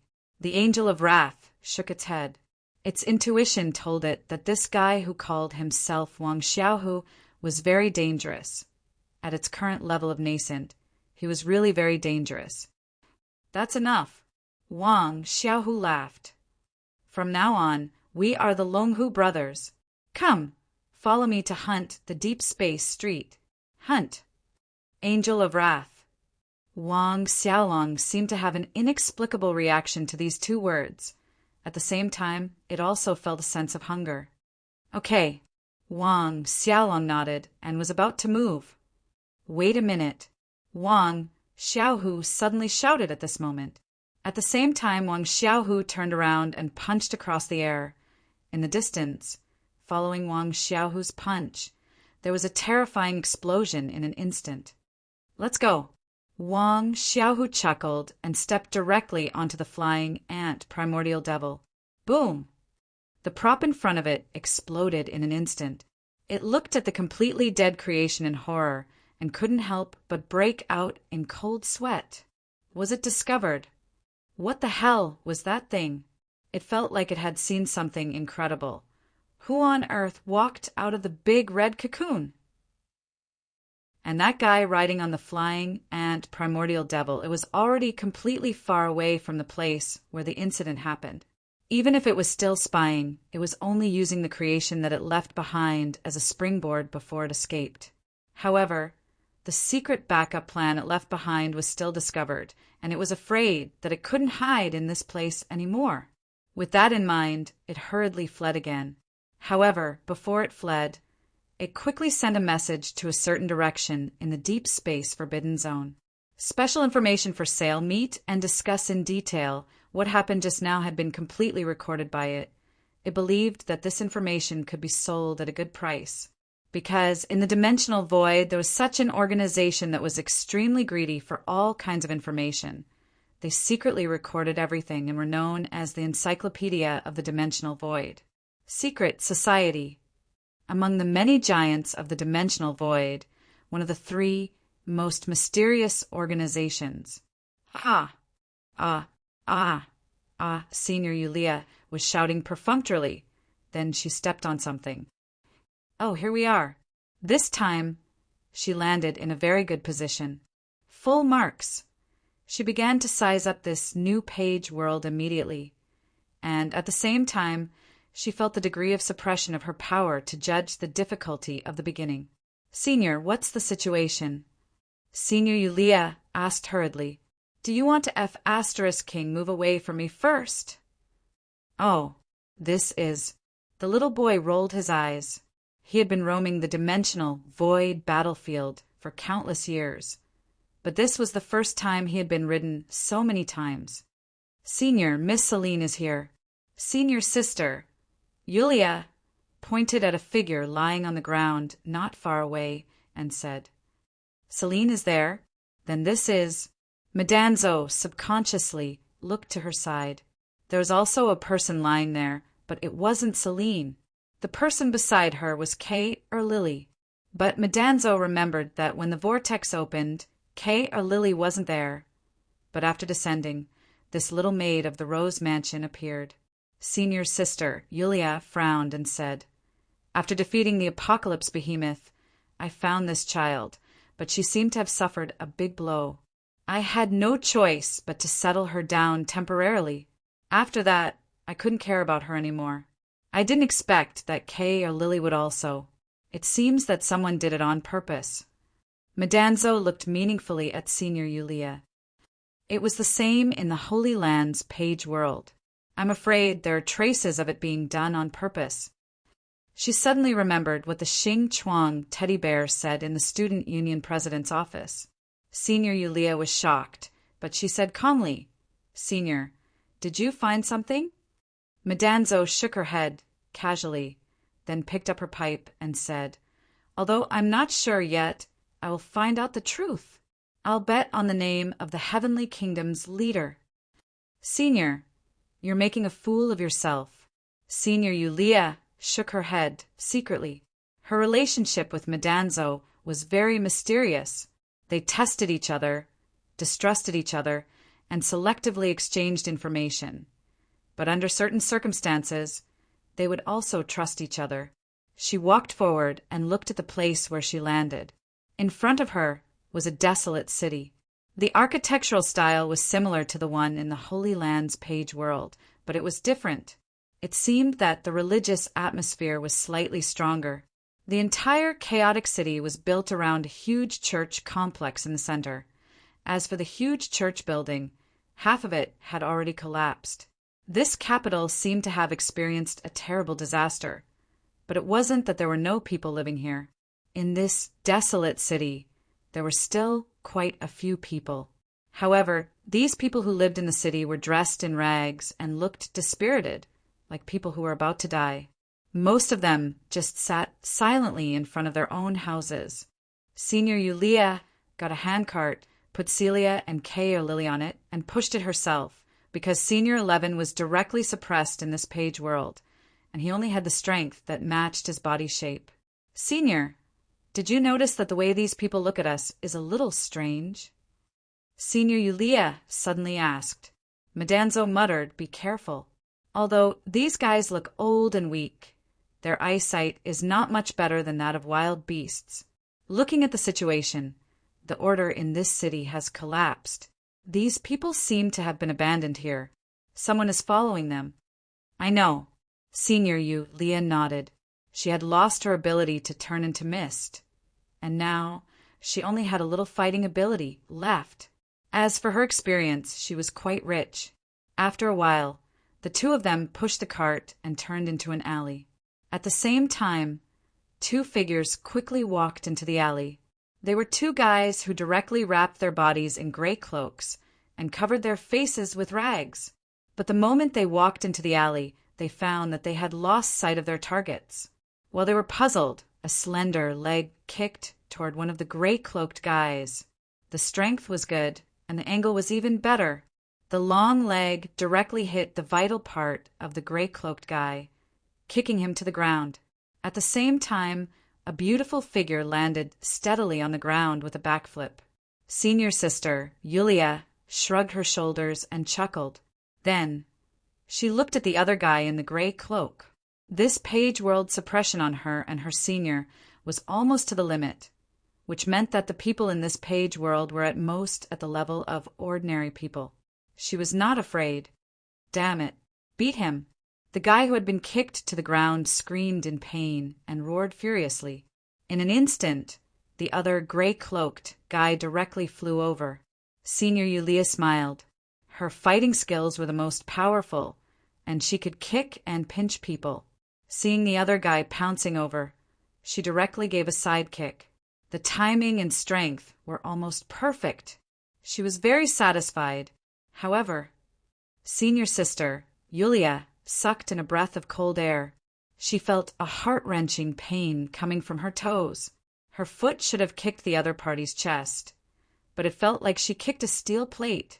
At the same time, the other guy suddenly puffed out his chest, and Senior Yulia was instantly bounced away by a strong force. She couldn't help but be startled. At this moment, the other guy sneered and directly lifted the gray cloak on his body. Senior Yulia widened her eyes in shock. In front of her was a strong man wearing only a pair of worn-out leather pants. However, this strong man's upper body was embedded with steel plates. She could even see the traces of the man's solid muscles and the steel plates that were embedded because of the compression.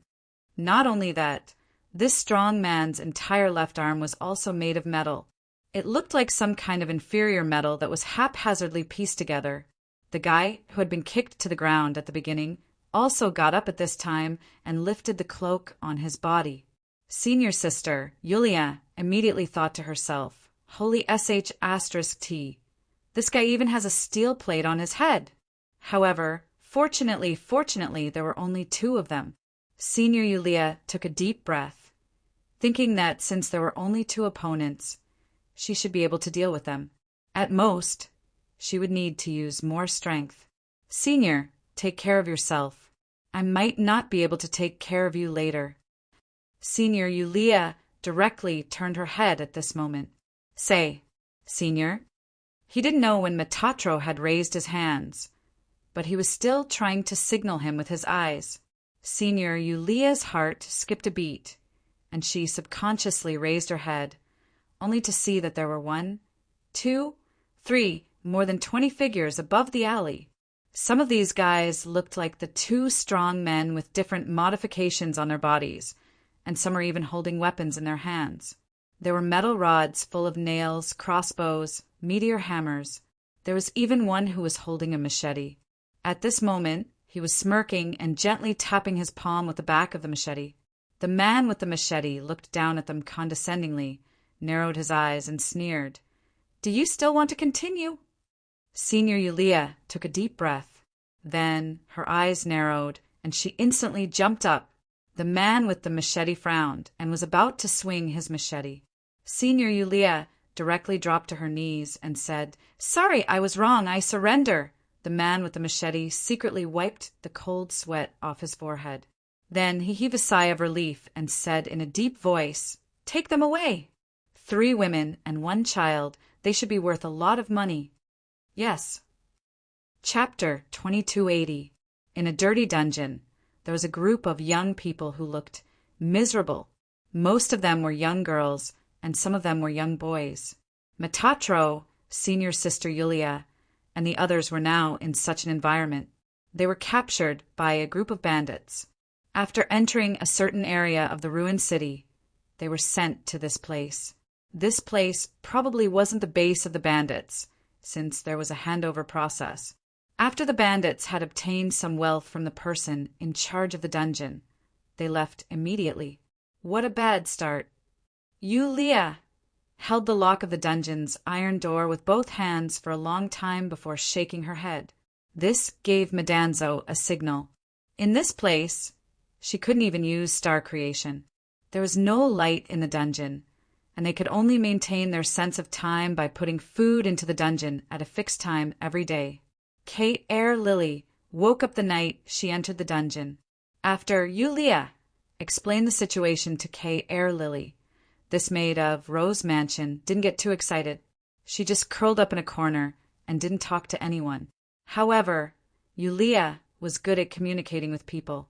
There were a lot of people who were captured in the dungeon, and they were good people to communicate with.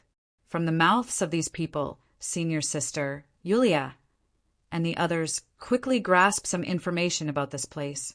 The place they were in used to be the safest, most prosperous, and most stable place in the human world. God Bless City. It was also the headquarters of the God Bless Church that fought against the demons in the world. However, a disaster came. Overnight, the church was defeated, and the nobles and elites left one after another.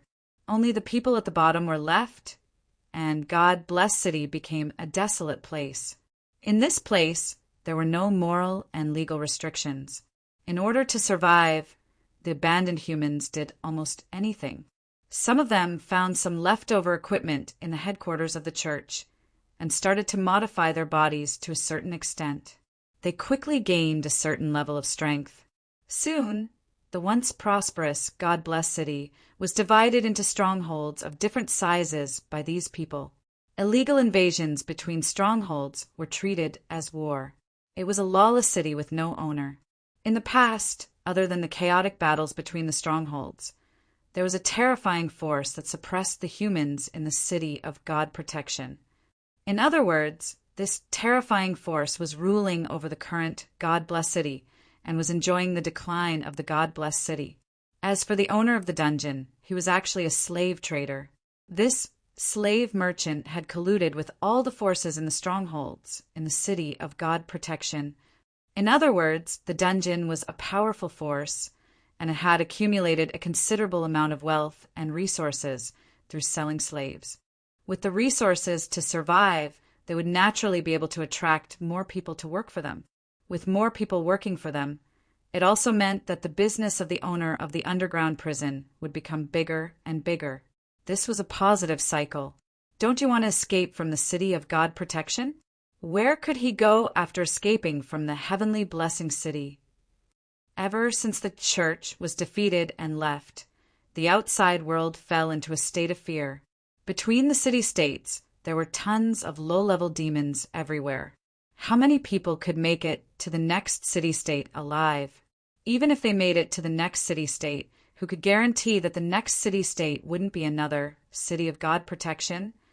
Perhaps the Radiper under the stars is the last pure land for humans. Radiper. Yulia blinked her eyes. The person who spoke to her was a young girl. She was one of the important sources of information for her. However, there was a price to pay. For example, a piece of moldy bread that was given to her during lunch. This was a friendship that cost a piece of moldy bread. The young girl called herself Ramen. She was born after the destruction of the city of God protection. She was 15 years old this year. In other words, it had been 15 years since the city of God protection was destroyed and the world fell into a state of fear. Yeah, Radiper.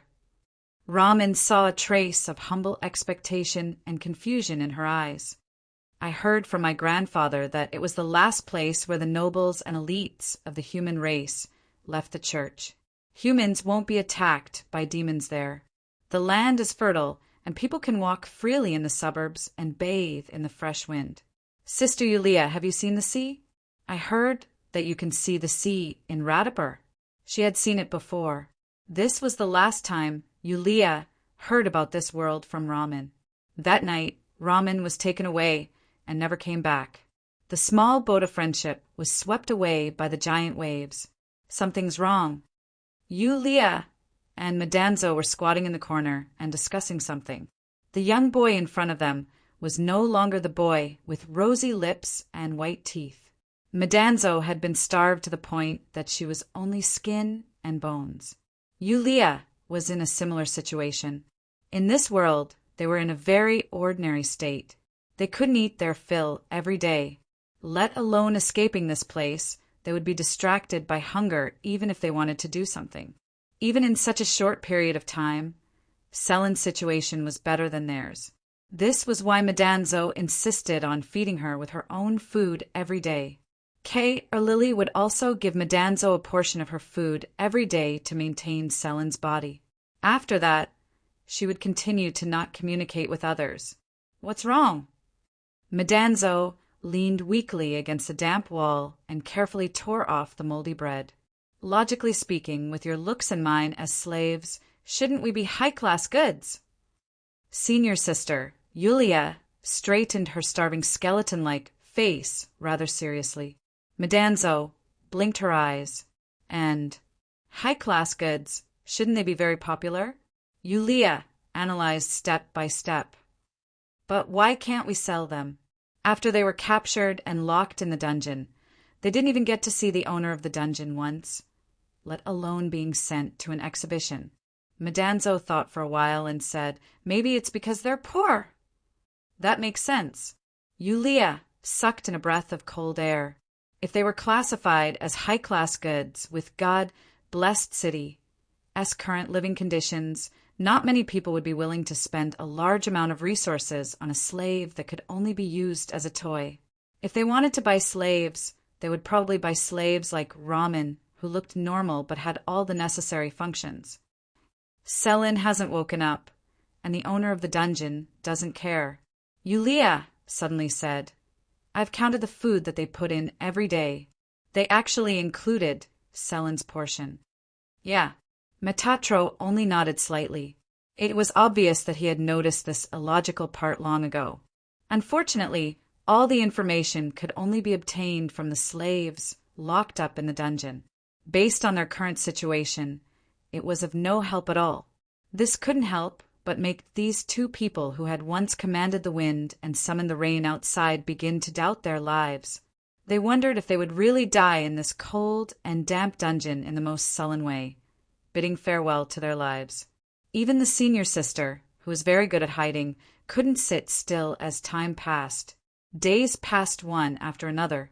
After being locked up in the dungeon for a month, the uneasiness in Senior's sister, Yulia's heart had reached its peak. She wanted to escape from this dungeon. No matter if she succeeded or not, she had to do something. And the only chance was the food that would be put in twice a day. She had already thought of a way and discussed it with Madanzo countless times. "Senior, are you ready?" "Yes." "Then let's do it." The small iron plate in the food slot slowly opened. Madanzo and Yulia looked at each other and instantly rushed to the food slot. At this moment, the iron gate of the dungeon opened, and a group of fierce-looking guys with weapons rushed in. Their bodies were crudely modified. You, and you." The man in the lead quickly reached out and pointed at Senior's sister, Yulia, and the other three. "Follow me." Madanzo and Senior looked at each other again. They didn't expect this to happen. They were confused about the situation in front of them. They were silent. In a luxurious living room, they were sitting in front of a luxurious long dining table. Although the food in front of them wasn't the best they had ever eaten, it was obviously worth a lot of lives in a place like the City of God Blessing. In the living room, there was no one except for the four of them. There wasn't even a guard.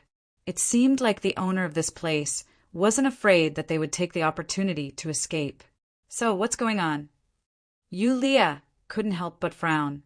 Madanzo shook her head and picked up a bowl of mushroom soup. She carefully fed it to Celia. However, Kay Airlily had a different reaction compared to when she was in the dungeon. Kay Airlily's eyes seemed to have a trace of uneasiness. She seemed to like the cold and damp places more. Yulia slowly exhaled and grabbed a piece of bread. She chewed it slowly. Just like that, the door of the living room suddenly opened. A guy wearing an iron mask and holding a scepter pushed the door open and walked in. The Iron Mask aristocrat walked in quickly, and behind him were four beautiful and fair-skinned girls who were only wearing light veils. The Iron Mask aristocrat had a slender body. When he walked, he had the posture of a real aristocrat. Yulia and Madanzo looked at each other expressionlessly. The Iron Mask aristocrat walked to the host's table. He bowed to everyone and said in a low and hoarse voice, "I'm Alan, the owner of the dungeon in the City of God Blessed. Everyone, are you satisfied with tonight's dinner?" It was indeed night outside. The City of God Blessed was dark, but there was only one place that was illuminated. It was the religious community in the center of the City of God Blessed. Yulia secretly glanced at Madanzo and then said with a bitter smile, "Let's not talk about whether we are satisfied or not. So is this the last dinner?" The owner of the dungeon, who called himself Alan, shook his head and said, "This won't be the last dinner. If you are willing, this will be your first sumptuous dinner. From now on, you will enjoy more, much more." Yulia froze. Was there some idiot with a lot of money who bought the four of them? Of course, it's not without conditions. The owner of the dungeon chuckled and said, "You have to pass some kind of selection. Only when you meet the conditions can you live a good life."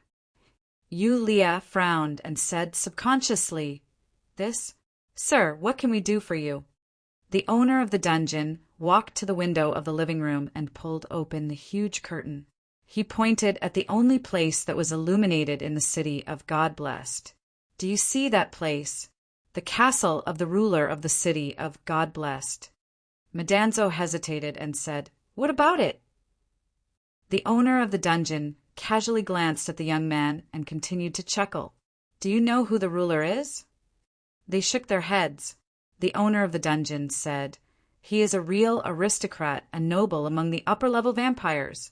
As long as you can satisfy this true noble, you will be able to live in the castle that will be brightly lit even in the dark of the night. Warm clothes, sweet honey, and a soft bed."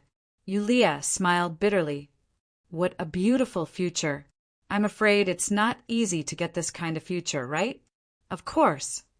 The owner of the dungeon nodded and said, "You have to go through some selection. Do you know why I haven't contacted you since I bought you from the refugees?" Madanzo and Yulia looked at each other. "To observe?" Yulia asked tentatively. "To observe us?" The owner of the dungeon nodded. "That's right, to observe. Actually, I've been observing you since the first day I bought you. You don't have the numbness and despair of the residents of the city of God Blessed. You're different, so I've been observing you for more than a month until I felt like you couldn't hold on anymore and wanted to leave this place." The senior smiled bitterly. "This is probably like hunting geese all day long and then being eaten by the geese." End of this chapter. Chapter 2281. You guys aren't from the God-blessed city. The owner of the dungeon suddenly said. Senior sister and Madanzo didn't say anything. The owner of the dungeon, Alan, smiled and said, "You guys don't have the smell of the people from the God-blessed city. You guys should be from another city-state. Also, this city-state might have been conquered not long ago." This guess was in line with senior sister Yulia's appearance when she appeared in the city of God Protection. She didn't seem to fit in with the city at all. "But don't worry, I'm not interested in finding out where you guys came from," the owner of the dungeon said calmly. The owner of the dungeon said indifferently, "In this land, no matter what your origin is, you will eventually become the plaything of the vampires. No one can escape from this fate. Demons were rampant in this page world. However, above the demons there were races like vampires, and they had the ability to enslave demons. Senior sister Yulia learned from her cellmate, a moldy bread, that the vampires used to rule the world and had absolute dominance. However, after the Great War, the vampires faced the regression of their race. After a long period of time, the humans began to become stronger, and the God's Blessing Church, a special organization that fought against the remaining vampires, was born. However, with the revival of the vampire's true ancestor, the vampires who were hunted down became stronger again. Not only did they conquer the God-blessed city, but they even swept the world again. Senior sister, Yulia, pondered for a moment before asking, "What exactly is the selection you mentioned?" The owner of the dungeon said calmly, "If you guys agree, I'll arrange some necessary training for you guys. As for the content of the selection, I'm sorry, but even I don't know." "Even you don't know?" Senior sister Yulia was surprised.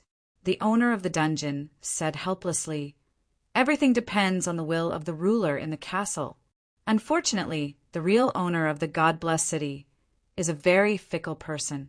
However, I can give you guys targeted training based on the previous selections. However, you guys have to be prepared because you don't have much time left." Metatro could not help but frown. He could sense a hint of being chased away by the owner of the dungeon. The owner of the dungeon said, "Originally, I didn't plan to participate in this election because I didn't have any suitable candidates until you guys appeared." Senior sister Yulia said subconsciously, "So, other than you, someone else will provide people to participate in the selection." The owner of the dungeon said calmly, "In this place, I'm not the only one who knows how to sell slaves. Besides, no one said that only slave merchants of the God-blessed city lord. The ruler of the God-blessed city is a high-ranking noble even among the vampires. The rulers of the nearby small city-states will also have some thoughts." Senior sister and Madanzo looked at each other's words. Senior sister, "SAS have 8, Titis God-blessed city." The master of the dungeon said indifferently, "It's only good if you win." The conversation at the banquet was obviously not satisfactory. They were now staying in the room arranged by the owner of the dungeon. Compared to the environment in the dungeon, it was 10 times better. However, their situation seemed to be worse. Senior sister Yulia touched the metal collar on her neck. This was what the owner of the dungeon, Alan, asked someone to put on them when they left. The collar only had one function, which was to prevent them from escaping halfway. This thing could explode, and the remote control was in the hands of the owner of the dungeon. It was a product of the Holy See before the God-blessed city was conquered. "Senior, what do vampires like?" Senior sister Yulia suddenly asked. Don't you know? Madanzo said casually. Blood, what else can it be? Of course, she knew that. She shook her head and said, As far as I know, the kingdom of heaven has always been entangled with vampires throughout its history. Senior, you have been a traitor in the kingdom of heaven for so long, so you should be very familiar with vampires. Perhaps you know something that others don't. Madanzo instantly rolled her eyes. What do you mean by being a traitor in the kingdom of heaven for so long? These words. He already knew that I was a traitor who was disloyal and could not be nurtured properly, okay? Madanzo simply turned off the light, covered herself with the blanket, and went to sleep. This body is so weak that it has eggs. Well, it doesn't have eggs, then it has eggs. It seems that it doesn't have eggs either. In short, it was sad. The lessons arranged by the owner of the dungeon were quite complicated. However, they were basically used to train aristocratic etiquette. In the middle, there would be some miscellaneous lessons such as horsemanship, sword fighting, astronomy, geography, and so on. This page world gave senior sister Yulia and Madanzo the power buff, but it didn't reduce their intelligence. Although the training mission was heavy, it wasn't difficult for them. On the other hand, Kay Air Lily seemed to have a hard time and couldn't keep up with the pace. On the third day, she was even pulled out by the owner of the dungeon, Alan, for other training. Selin didn't need to be trained. She wouldn't wake up at all. However, the owner of the dungeon didn't abandon Selin. Instead, he ordered a maid to take care of her. This was the condition that Madanzo agreed to participate in the selection, the only condition. As for the owner of the dungeon, other than the fact that he called himself Alan and vaguely revealed that he was a human aristocrat before God Bless City was destroyed, senior sister Yulia couldn't find any information about him. He always wore an iron mask and never showed his true face, which made him seem mysterious. Unknowingly, 10 days of training passed by in a flash. You guys really surprised me. Not only did you complete the training program ahead of time, but your results were also above the standard. As for Miss Kay Air Lily, you guys also gained something. Not bad, not bad. After the last day of training, the owner of the dungeon once again held a sumptuous banquet to entertain the 3 people who completed the training. This was also the first time that Yulia and Madanzo saw Kay Air Lily in the past 10 days, and they were slightly shocked. The girl in front of them was elegant, luxurious, and wore a long dress. She constantly revealed a soul-stirring charm. They didn't even see the gloomy and autistic look in Kay Air Lily's eyes when she first came to the page world. It was as if she was a different person. Are you okay? Yulia walked to the little maid who used to work in Rose Mansion and asked in a low voice, I'm better than before, Miss Yulia, Kay Air Lily said with a smile. Miss Yulia, don't you like the current me? I like the current you. Yulia narrowed her eyes and said with a smile. Kay Air Lily covered her mouth and laughed coquettishly. She didn't seem to care. The door of the hall opened, and the owner of the dungeon appeared again, accompanied by many beautiful maids. After a series of praises, the owner of the dungeon, Alan, said seriously, Tomorrow night will be an important moment that will change your future lives. For this reason, I specially prepared something for you guys. Some jewelry, one for each of you. Senior sister, Yulia, didn't expect that it would be such a flashy but impractical thing. Although wearing it would improve her overall image, she would rather have the owner of the dungeon provide her with a sharp dagger. However, in the end, she, Madanzo, and Kay Air Lily were at most beautifully packaged goods. She casually put on a pair of gemstone earrings in front of her and began to carefully listen to the details that the owner of the dungeon provided about the selection. It was a forbidden area that couldn't be entered casually, the original location of the headquarters of the God Bless Church. This was the consensus of all the strongholds in the God Bless City. It was the territory of the ruler, the vampire upper-level nobles. However, some people who weren't afraid of death would sneak in with a trace of luck. However, at sunrise, the intruders' corpses would appear on the square of the God Bless Church as headquarters. Their corpses would be pierced through by a huge metal spike, and they would appear in front of everyone like an exhibit, warning those who wanted to get lucky. At night, a few horse-drawn carriages slowly drove into the forbidden area. Yulia quietly lifted the curtain and looked outside. She saw 1 or 2 horse-drawn carriages coming out from different streets. They seemed to be people who were participating in this election. There seems to be a lot of people, because the bounty increased. The owner of the dungeon, Alan, slowly said, "I just received the news today. The person in the castle will give the winner twice the bounty. Therefore, some people who are watching can't sit still anymore." He suddenly increased the bounty? Madanzo frowned.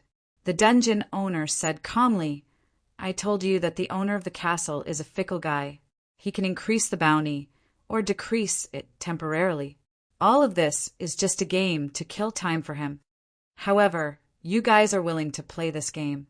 Yulia sneered. She realized that she could argue with this dungeon owner.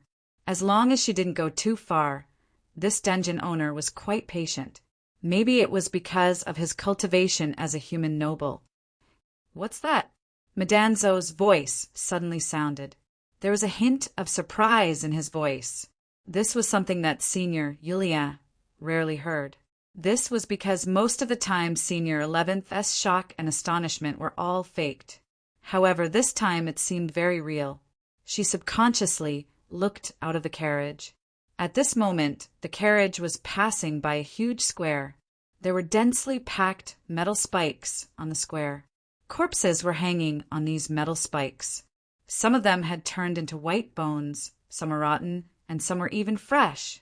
However, this wasn't the reason why Madanzo was surprised. What really surprised Madanzo was that Yulia gasped.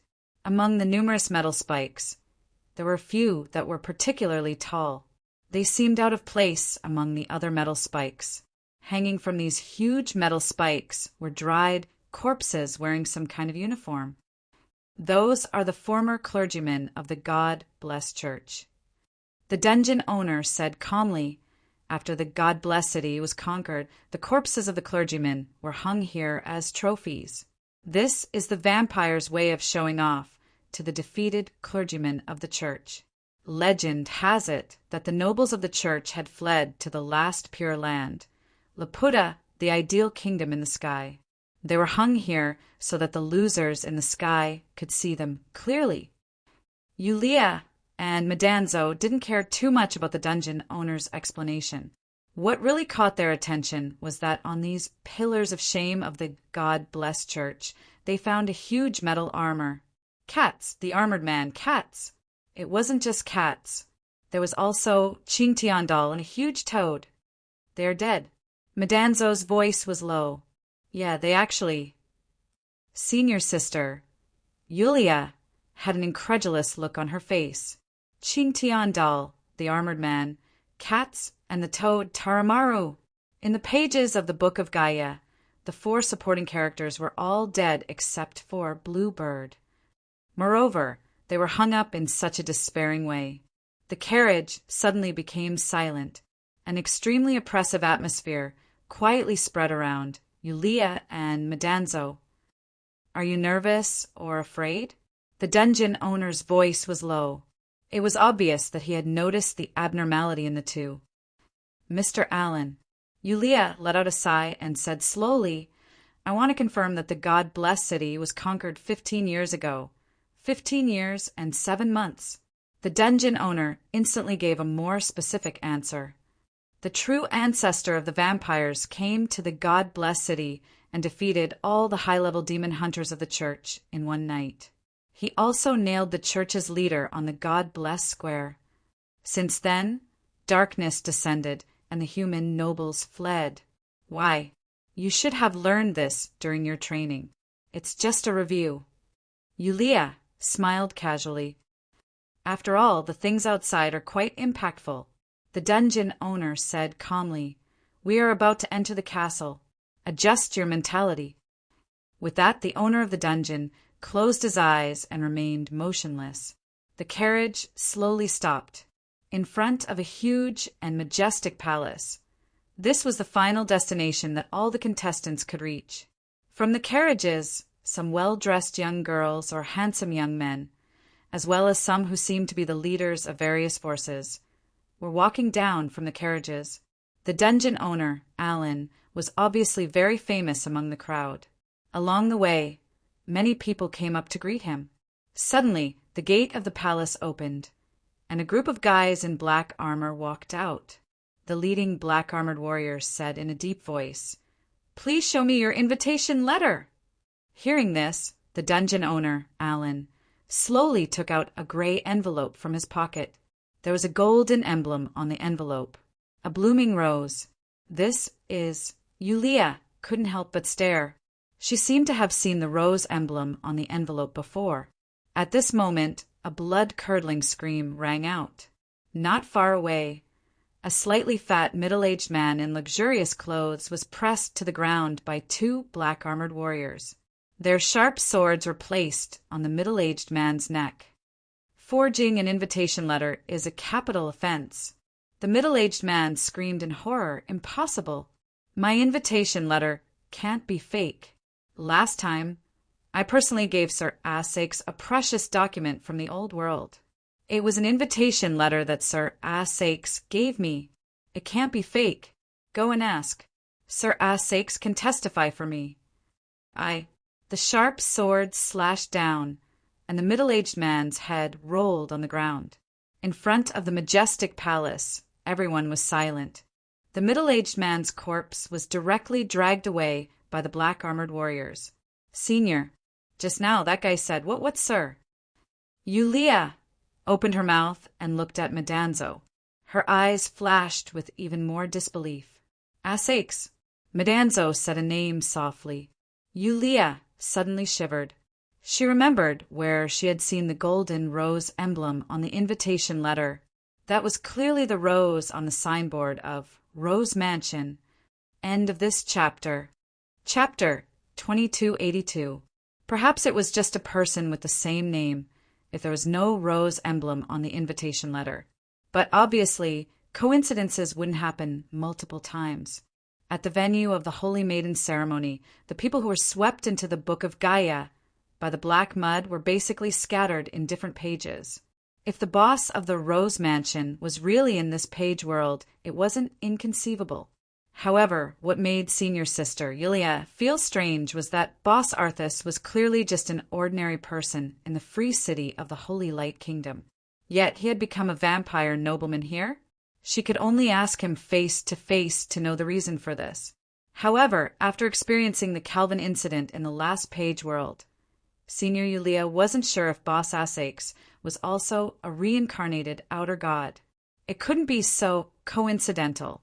Perhaps even everyone who entered the venue of the Holy Maiden ceremony that day was some kind of arrangement. This was very scary. That was in the Holy Light Kingdom. The Holy Light Kingdom was clearly the back garden of a real powerful being in the dimensional void, the owner of the Heavenly Kingdom. Who could arrange all this in the back garden of such a terrifying, powerful being? Boss? The first person she thought of was the boss, but she quickly denied this idea. Based on her understanding of the boss wouldn't, at least not in such a secretive way.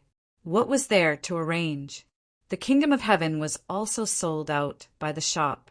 Therefore, in her understanding, the boss not only wouldn't do it, but he even disdained it. It seems that the water in the Holy Light Kingdom is a bit deep. Senior Yulia secretly glanced at Madanzo. Senior, 11, had become silent since he heard the name Asakes. Probably something had stirred in his heart. Senior Yulia wasn't in a hurry to ask Madanzo. There would always be a time when Madanzo would say what she wanted to say. Moreover, even if he succeeded in asking the question, it was likely that he had been misled. He needed to be more careful when dealing with the Senior 11. Otherwise, he would be tricked at any time. But surprisingly, even after hearing the name Asakes, Kay or Lily didn't react at all. Logically speaking, if she could get information about Boss Asakes, the one who would be the most excited should be this little maid of Rose Mansion. At this moment, she was still elegant and calm, just like the noble lady in everyone's impression. Kay or Lily was secretly pulled out by the owner of the dungeon Alan, for another 10 days of training. Who knows how the owner of this dungeon trained her? Or should I say train? Many restricted scenes flashed through Yulia's mind. The commotion in front of the glorious palace quickly subsided. Under the fierce gaze of the black-armored warrior, the people who came to participate in the selection carefully followed the instructions and walked into the glorious palace in fear. The palace originally belonged to the God-blessed church, and it was remodeled to become what it was today. However, the main structure obviously didn't change. The religious aura here was still very strong. Someone might have sneaked in. Madanzo suddenly whispered in Yulia's ear. This was the first time it spoke after remaining silent in front of the door. You mean that invitation letter? Yulia quickly reacted. Madanzo only nodded and then muted it again. Yulia began to recall the details of the commotion just now. That guy who was directly beheaded by the black-armored warrior didn't look like someone who was stubborn after being exposed for forging an invitation letter. Originally, with the fear that people had toward this vampire noble, no one would dare to forge an invitation letter to get through. There were still many corpses hanging on the square outside. Someone who secretly swapped the invitation letter that originally belonged to that unlucky guy and sneaked in. Thinking of this, Yulia quickly walked forward and caught up with the owner of the dungeon, Alan. She asked in a low voice, "Mr. Allen, do you think we will be able to see the owner of this castle later?" At this moment, the owner of the dungeon turned his head and looked at Yulia. Who knows? Maybe he will show up when he is interested. The owner of the dungeon said calmly, in the past the Rose Earl's trusted aides were in charge of the selections. Only the winners could be brought to the Rose Earl. Yulia said again, "Mr. Allen, can you tell us more about this Rose Earl?" The owner of the dungeon, Allen, suddenly looked at them with a hint of suspicion. Yulia said calmly, "Maybe if we can know how this Rose Earl feels, it will be helpful for the selections. After all, the purpose of the selections is to pick out people who can satisfy this Earl." "You are quite ambitious." The owner of the dungeon suddenly chuckled. "However, this is a good thing. In the past, the people who were brought to the selections were basically forced to do so, and most of them were unwilling.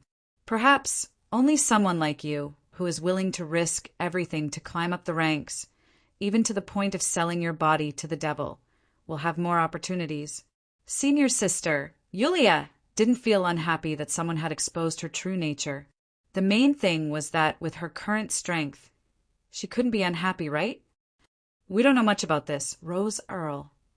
The owner of the dungeon said slowly, "We only know that 15 years ago, when the God-blessed city was defeated, this Earl suddenly appeared and killed a bishop of the God-blessed church. He opened the defense barrier of the God-blessed church and made a great contribution. In the end, he was given this God-blessed city. However, no one knows the details. Count Rose himself wouldn't say much about it either. As for Rose Earl's personality, how should I put it? Inside a huge library in the depths of the glorious palace, the floor was littered with books that had been thrown everywhere. These books were extremely precious. Most of them were once the collection of the God-blessed church. A small portion of them were the documents excavated from ancient ruins by the humans outside these years. A man with disheveled hair was standing in front of a bookshelf, quickly flipping through an ancient book. "Just where is he hiding?" The man closed the book in his hand and sighed. At this moment, the door of the library slowly opened, and two young girls with delicate faces slowly walked in. They stood on both sides of the door. The one who walked into the library was a middle-aged man who had a steady aura and was wearing luxurious clothes. "The great God-blessed Lord, your most humble servant is here." The man completely ignored the middle-aged man's exaggerated performance. He picked up another ancient book and flipped through it. "Norsta, I need more documents." "As you wish, my master." The middle-aged man named Nosta bowed with a smile. "I'll definitely bring all the books in this world to you." The man nodded casually and lowered his head to read the books. Nasta saw this and slightly shook his head. One of the maids by the door slowly walked to the man in front of the bookshelf with a tray in her hands. On the tray, there was a crystal cup filled with bright red blood. The smell of blood had reached the man's nose. The man who was reading the book subconsciously reached for the cup. He paused for a moment, but didn't stop for long. He finally picked up the cup and said indifferently, "Nothing. You may leave." Nasta bowed respectfully and slowly retreated. The two maids did the same. They didn't dare to look at the man's face until the door of the library was closed again. He still doesn't want people to see his bloodthirsty attitude? Really? Nasta chuckled outside the door. His eyes were gloomy. The two maids in front of the door couldn't help but tremble. They seemed to have heard something dangerous. In an instant, Norsta pulled one of the maids into his arms and lowered his head to bite her neck. The other maid held the tray tightly and didn't dare to raise her head. After a long time, the maid who was bitten fell to the ground weakly. She was barely breathing. Nasta took out a handkerchief and wiped his mouth. He looked at the maid who was holding the tray coldly and said, "Clean this place up." At this time, a group of 4 warriors in black armor walked to Nasta. "Master Nasta, everyone who participated in the selection is here except for a forger. Also, the forger has been executed on the spot." "Forger?" Nasta frowned and sneered. "These rats in the city of God are getting more and more restless. It seems that the corpses outside the square aren't enough of a deterrent." He muttered to himself. The warrior in black armor said, "Master Nasta, do you need me to bring some people to clean up the streets that don't listen to orders tonight?" "It's too noisy." Nasta shook his head and glanced at the door of the library. "Our master is a pacifist." The warrior in black armor didn't say anything else. Pacifist. Pacifist. Where do they get their food? Do they really rely on this selection that only happens once in a while? Vampires' thirst for blood isn't something that can be satisfied by their physiological needs. "Come on, let me see the quality of this batch," Nasta said with a faint smile on his face. "What? The selection wasn't like this at the beginning?" This was probably a place similar to a lounge. It could also be considered a relatively private place. At the very least, each representative had their own individual room. At this time, the owner of the dungeon was sitting on a leather sofa. He was not surprised by Yulia's surprise. In the beginning, it was a competition similar to the gladiator arena, and those who went on stage were basically some vicious fellows or fellows who had committed crimes. Yulia and Madanzo frowned. The dungeon owner's voice sounded again. It was an arena of death. Someone would die in each battle. However, the losers didn't die in the hands of the winners.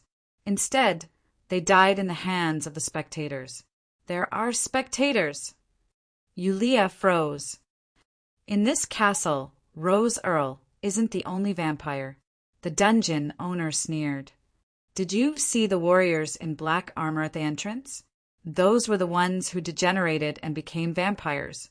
Back in the arena, the losers would be turned into tributes and food for the vampires. Their blood would be sucked clean by those hungry beasts in an instant. Only the final winner could survive. However, even if they survived, they would become warriors in black armor or something similar.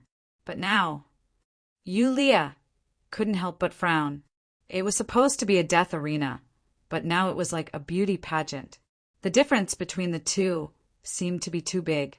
Who knows? The owner of the dungeon said indifferently. The selection method gradually changed.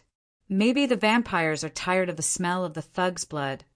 Or maybe the days are better and they want to improve the relationship between food. It's a very simple question. If you were a vampire, would you rather drink the blood of a dirty thug or hold a delicate beauty in your arms and slowly enjoy it? Yulia shrugged. The dungeon owner smiled and said, "Now, they aren't as barbaric as before. These vampires know that high-quality food isn't easy to come by, so they won't destroy it easily. The young men and women who were chosen in the selection process were generally kept in captivity. Although they couldn't avoid the fate of being used as food in the end, they were at least high-grade ingredients. Usually they would eat well and live well. It was many times better than living outside. If Rose Countess likes you and gives you the embrace, you will become one of them. Don't forget, I'm the one who recommended you to participate in this selection. After saying this, the dungeon owner suddenly stood up. It seemed like he was going to go out. Mr. Allen, where are you going? The dungeon owner said casually. Although there are people from other small cities who came to the castle, this is the city of God. Do you understand? This is my home ground. If I don't go through the back door, it would be a waste of my efforts in the city of God. That makes sense. Senior sister, Yulia, likes to do things like manipulating things behind the scenes the most. Chapter 2283. The owner of the dungeon had left, and he had even taken Kelly with him. Mr. Allen only asked Yulia and Madanzo to wait in the resting room. He should be back soon. Wait. It was impossible to wait. This wasn't their personality. Soon, the two followed behind the owner of the dungeon. With 3 black-armored warriors accompanying them, Yulia and Madanzo didn't get too close. It shouldn't be a normal vampire. Madanzo suddenly said, even the lowest vampire is very sensitive to the smell of humans. As a traitor in the heavenly state, Yulia knew that 11 had absolute authority in the vampire race. Therefore, she didn't intend to just listen to him. What do you mean? Madanzo thought for a moment and said, maybe it's just a half-finished product.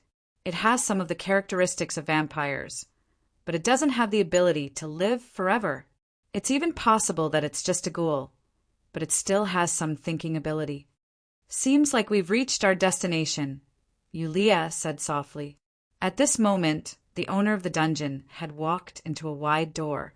Lord Northstar, we meet again. Ha! Isn't this my good friend, Mr. Allen? In a luxurious room, Earl Rose, as trusted aide Northstar, greeted the owner of the dungeon, Mr. Allen. You wouldn't have come to find me for no reason. Tell me, what's the matter? Northstar smiled as he sized up the owner of the dungeon. Finally, his gaze landed on Kay E. Lilly, who was behind Mr. Allen. Is this also a child participating in the selection? Mr. Allen smiled and shook his head. No, this is a gift specially brought for you, Lord Northstar. Northstar's eyes lit up, and the smile on his face became even brighter. The person in front of him was the biggest slave merchant in God Bless City. Because of the rules set by Earl Rose, God Bless City was able to maintain a fragile stability even though it was in ruins. There were many things that Northstar couldn't do directly, but he could use other methods. For example, the slave merchant in front of him was other methods. Also, this wasn't the first time he worked with the owner of the dungeon. Allen, my old friend, what do you want? I've brought 2 other children with me this time, Liao said. The owner of the dungeon smiled. If possible, I hope their names can appear in the final list. Northstar wasn't surprised. He smiled casually. You haven't given up yet?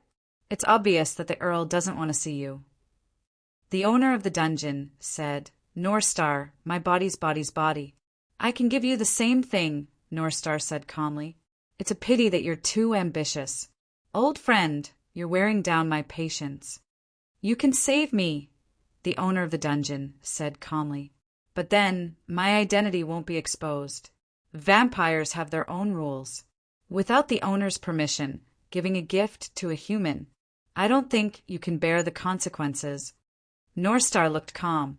The owner of the dungeon said, You still need me to do something that will allow you to control God Bless City openly. I can train another one, Northstar said calmly. It won't take too long. No one can do it better than me. The owner of the dungeon chuckled. I made the rules, and now everyone is following them. You can't break them, because once you do, God Bless City will be in chaos. At that time, the Earl who stays in the library won't be able to ignore it, right? Nostin narrowed his eyes and said, Alan, haven't you thought about the fact that I haven't mentioned your name in front of the Count even once? Maybe he doesn't even know about your existence. In this castle, as long as I want, even a fly can't enter the library. I hope you know, the owner of the dungeon said calmly. The owner of the dungeon said calmly, as long as I want to, there will be an unprecedented riot in the city of God Blessing. The Earl made many rules, and he probably thought that those rules were being followed well. I wonder what he'll think if he knows that these rules have been broken. Northstar leaned back and said calmly, You can't walk out of the castle. I don't need to walk out of here, the owner of the dungeon said calmly.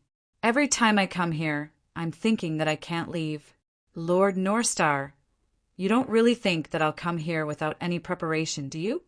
The atmosphere was a bit tense. Northstar suddenly chuckled. I'm very satisfied with the gift you sent this time. Of course, the other 2 contestants will be on the final list. Kate or Lily, from now on, Lord Northstar is your master. The owner of the dungeon nodded. He left, not even sparing a glance at the well-dressed girl beside him. My lord, this Alan is too fearless, a black-armored warrior quickly whispered into Northstar's ear. Do we need him? What are you talking about? Northstar chuckled. Without him, where can I find such a good tool? Those thugs outside don't have as much experience as him.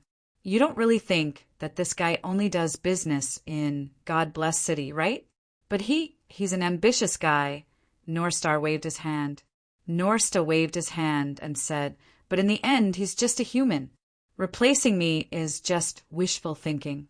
I've said that I can let whoever I want to see the Count in the castle. If I don't let anyone see him, no one can see him. If he wants to mess around, let him do it. As long as I don't give him a chance, he can only wag his tail and beg me like a dog. Don't you think it's interesting?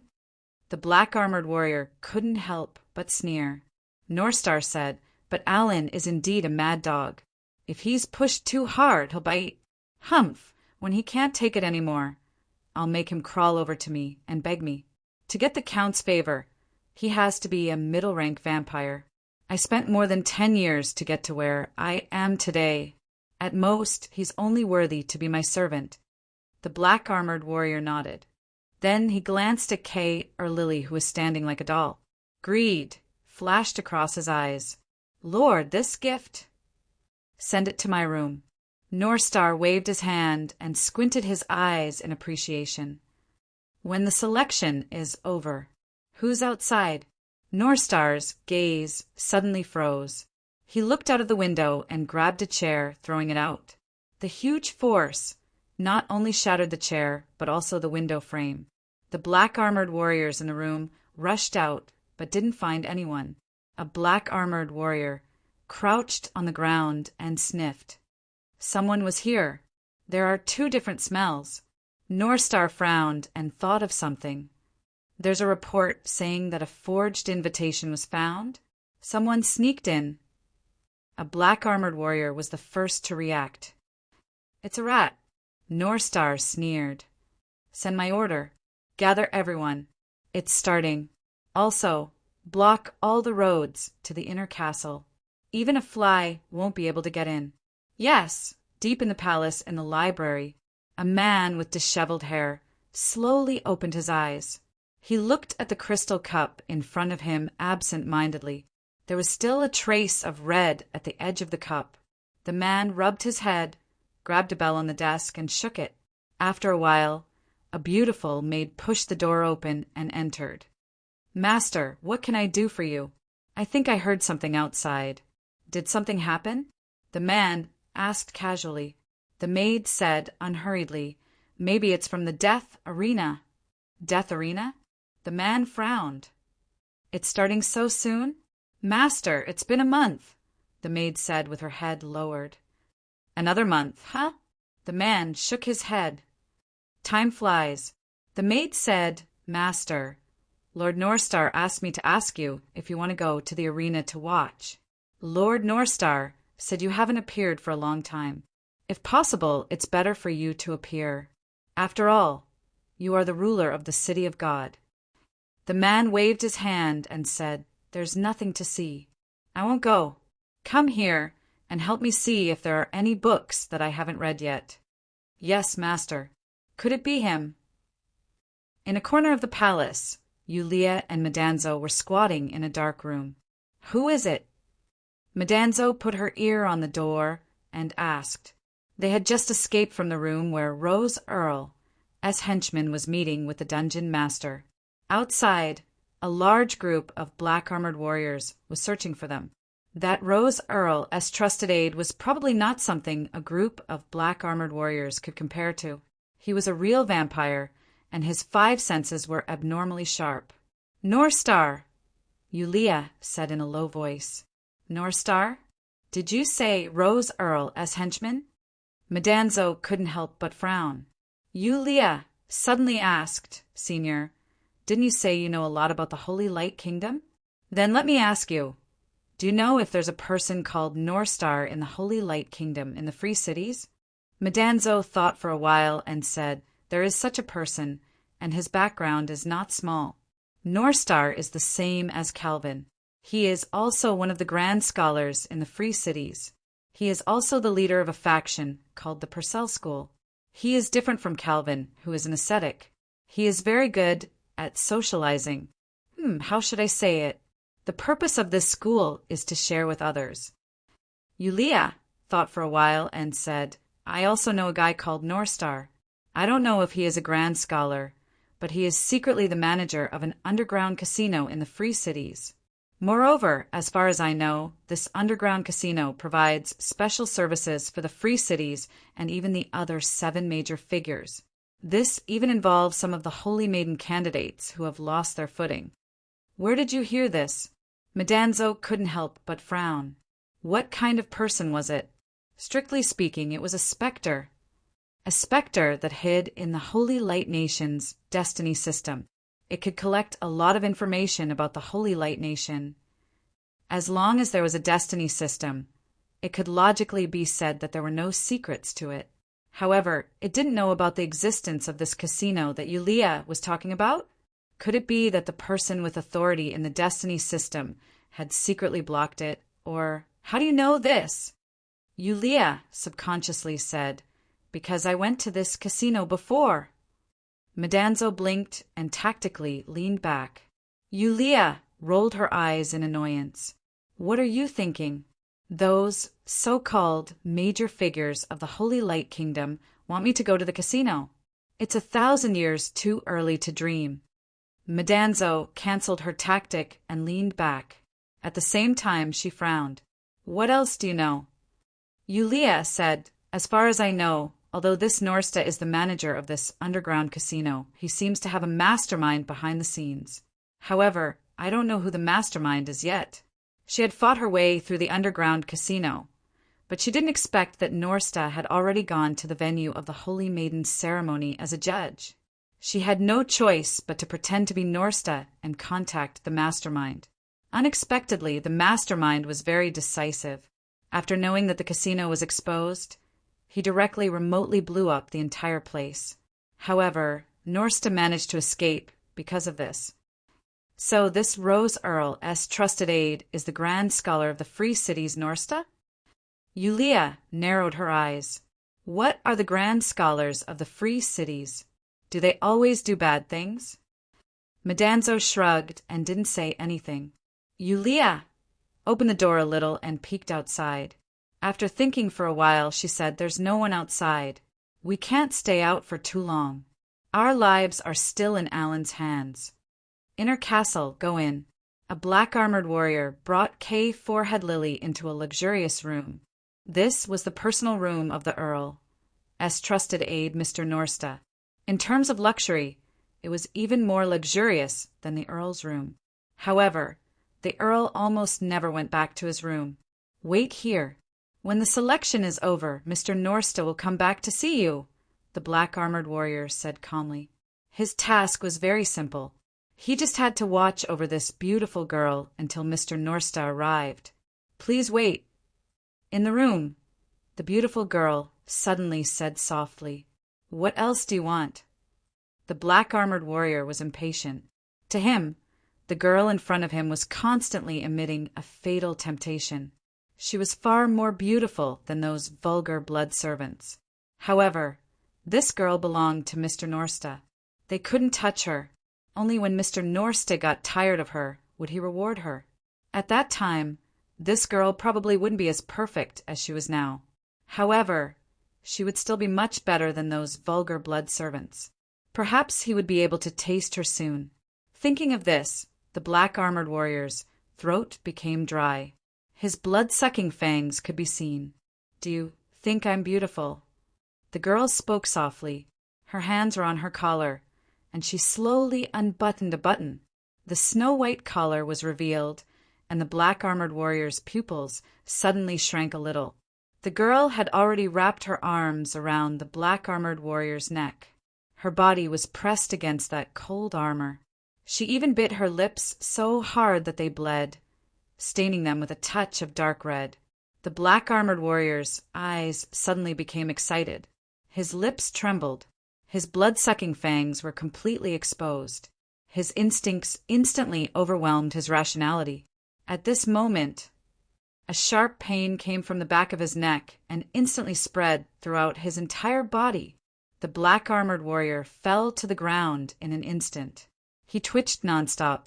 In the end, his entire body turned into a pool of pus. Kalili expressionlessly looked at the liquid on the ground. Between her fingers, there was a steel needle that was emitting a clear light. She slowly exhaled and directly tore open the long skirt on her body. Inside, he was wearing a tight-fitting leather jacket. End of chapter. Chapter 2284. In order to sneak in, one had to wear a tight, black leather jacket that could be zipped all the way to the end. This was the order of the owner of the dungeon. The steel needle was dipped in a special poison, which was obviously fatal to vampires. Moreover, the steel needle was also provided by the owner of the dungeon, Alan. He only had one request for Kay or Lily, and that was to help him take something out of the library in the inner castle. This was almost an order written into Kay or Lily's brain. The method of implanting the order was a secret technique that once belonged to the God Bless the Church. It was a technique called mind rewriting. As for how the owner of the dungeon mastered this technique and how he used it, Kay or Lily did not know. At this moment, she was like a deadly machine that could only carry out tasks accurately. Operation Codename Deadly Black Orchid, activate. Where did you go? When Yulia and Medanzo returned to the resting room, they found that the owner of the dungeon, Mr. Allen, had returned by himself. Kay or Lily was there. The two of them knew, but at this moment they asked in surprise, "Where is Kay or Lily?" "Answer my question first," Mr. Allen said calmly. "I'm going to the washroom." She went to touch up her makeup. Yulia pointed at Medanzo and said casually. Then she realized that something was wrong. "I'm going to touch up my makeup." She went to the washroom. "Is that so?" The owner of the dungeon nodded. "Something happened in the castle. Be careful not to move around. If you get lost here, even I can't save you." Yulia couldn't help but blink. She was so lame, and her answer was obviously insincere, but the owner of the dungeon didn't respond. "When will the selection begin?" Medanzo suddenly asked. Mr. Allen smiled casually and said, "It has been arranged. Your names are on the final list. You just need to wait here." "So, what about Kay or Lily?" Yulia continued to ask. "There's a price to pay for everything." The owner of the dungeon said indifferently, "She is not as outstanding as you all, but she can use her remaining heat to illuminate your path forward. This guy is quite suitable to be a scammer." Yulia shrugged. Time slowly passed. They did not continue to communicate. Yulia felt that Mr. Allen seemed to be waiting for something. Obviously, it was not the time of the final selection, but something more important. She could feel that under the calm exterior of the dungeon's owner, there was a faint trace of uneasiness and nervousness. "It's time." Suddenly, the door to the resting room opened. A black-armored warrior stood in front of the door and said coldly, "Come with me." The search did not yield satisfactory results. However, Norsta didn't seem to be unhappy at all. Everything was still going according to plan. The initial selection was already over, and the young men and women who didn't make the cut were directly distributed to the black armored warriors, who performed outstandingly. There were only 10 names left on the final list. The person who received the list had already sent it to Norsta. "Which two are the candidates sent by Alan?" Norsta asked casually. "The first and second names on the list, Mr. Norsta." "Okay." Norsta picked up the list and glanced at it casually. Actually, he did not care who was really sent. Everything was just for show. However, when he saw the second name on the list, his expression changed slightly. "Yulia?" The slight change in Norsta's expression did not escape the observation of his subordinates. "Mr. Norsta, is there a problem?" Norsta shook his head. His expression was uncertain. At this moment, the door of the hall slowly opened. The candidates on the final list were led into the hall by their respective referees. 7 girls and 3 boys. The black armored warriors in the hall did not hide the passion in their eyes. A grand banquet would be held here soon. Except for the winner, the rest would become delicious food in this hall. This was a chance to indulge themselves only once in a while. Bloodthirsty people like them had long been unable to endure their hunger. "Is it really her? How?" Through the hazy curtain, Norsta's gaze landed on one of the girls. He took a deep breath as if he had made a decision. Finally, the Count's trusted aide, Lord Norsta, suddenly waved his hand at his subordinates as if he was giving them some orders. The 10 boys and girls were all waiting silently in the hall at this moment. They were like objects on display. At this moment, the owner of the dungeon, Alan, was gathering with the bosses of other strongholds on the 2nd floor of the hall. They were waiting for the final result. It was also a form of communication. Due to the situation in the City of God's protection, there were many conflicts between the different factions. A large-scale meeting between the leaders would only happen when the castle held a selection. The quality of the rewards this time is very high. It's hard to say who will win this time. No matter who it is, the rewards this time are much higher than before. The winner, don't you want to share some of the rewards to reward everyone? That depends on Mr. Allen's intentions. After all, unless Mr. Allen doesn't come, it is always Mr. Allen's home field. Instantly, all the light from the door gathered on the owner of the dungeon. "Recently, I have received a batch of slaves from the outer city. If you are interested, come to my dungeon and choose one. Generous. Generous." Right at this moment, a black armored warrior slowly arrived in front of the 10 boys and girls. The leaders and big shots on the spectator stand immediately focused their attention and calmed down. Although they were praising the owner of the dungeon, Alan, on the surface, they all wanted to be the one who won the competition. The reward of the winner was enough for them to live a good life in their territory for 1 or 2 months. "Number 2, Yulia, step forward." The black armored warrior said calmly, "Congratulations, you have passed the final selection and become the winner." The hall was silent. Except for Madanzo, the other 8 boys and girls all looked pale. They stood there in a daze. Some even collapsed on the ground. Some even cried. Those who were able to come here knew what would happen to the losers. Facing this situation, Yulia was confused. However, she vaguely grasped something in her heart. She subconsciously looked behind the veil. She didn't have any supernatural power, but her 6th sense was still there. Someone was watching her from the moment she entered the room. The only person she could think of was, as expected, it's Nasta. She had been using Yulia all this time. Yulia was a popular candidate for the Holy Maiden candidate of the Free Cities. Almost everyone knew about her. Not only that, Yulia was also a puppet behind the scenes of the underground casino in the Free Cities. The manager of the underground casino was the head of the Purcell School of the Free Cities, one of the great scholars, Nasta. The time in the page world was different. Some were fast and some were slow. She didn't know how long Nasta had been here, but it obviously wasn't long enough for him to forget about Yulia. This isn't fair. At this moment, an angry roar came from the viewing platform. It directly interrupted Yulia's thoughts. It was a muscular man who had transformed his entire left arm into a mechanical arm. His palm was even a huge axe. "You have a problem?" The black-armored warrior who announced the result looked up in a daze. The muscular man's expression changed slightly. He clenched his teeth and said, "Why did you announce the result directly this time? I don't accept it. To be able to come here, that person didn't pay the price. But why did the person sent by Alan go up directly? Lord Nasta, isn't it a little unfair for you to do this? Don't tell me that I don't give you enough things." Brute. The leaders in the stands looked at the muscular man and immediately broke out in cold sweat. They thought to themselves, this guy is a brainless thing. This guy really is a brainless thing. His territory is basically all brash. In fact, this muscular man was really fierce. He was also someone who wasn't afraid of death. He directly took out an entire street of territory. "You don't accept it?"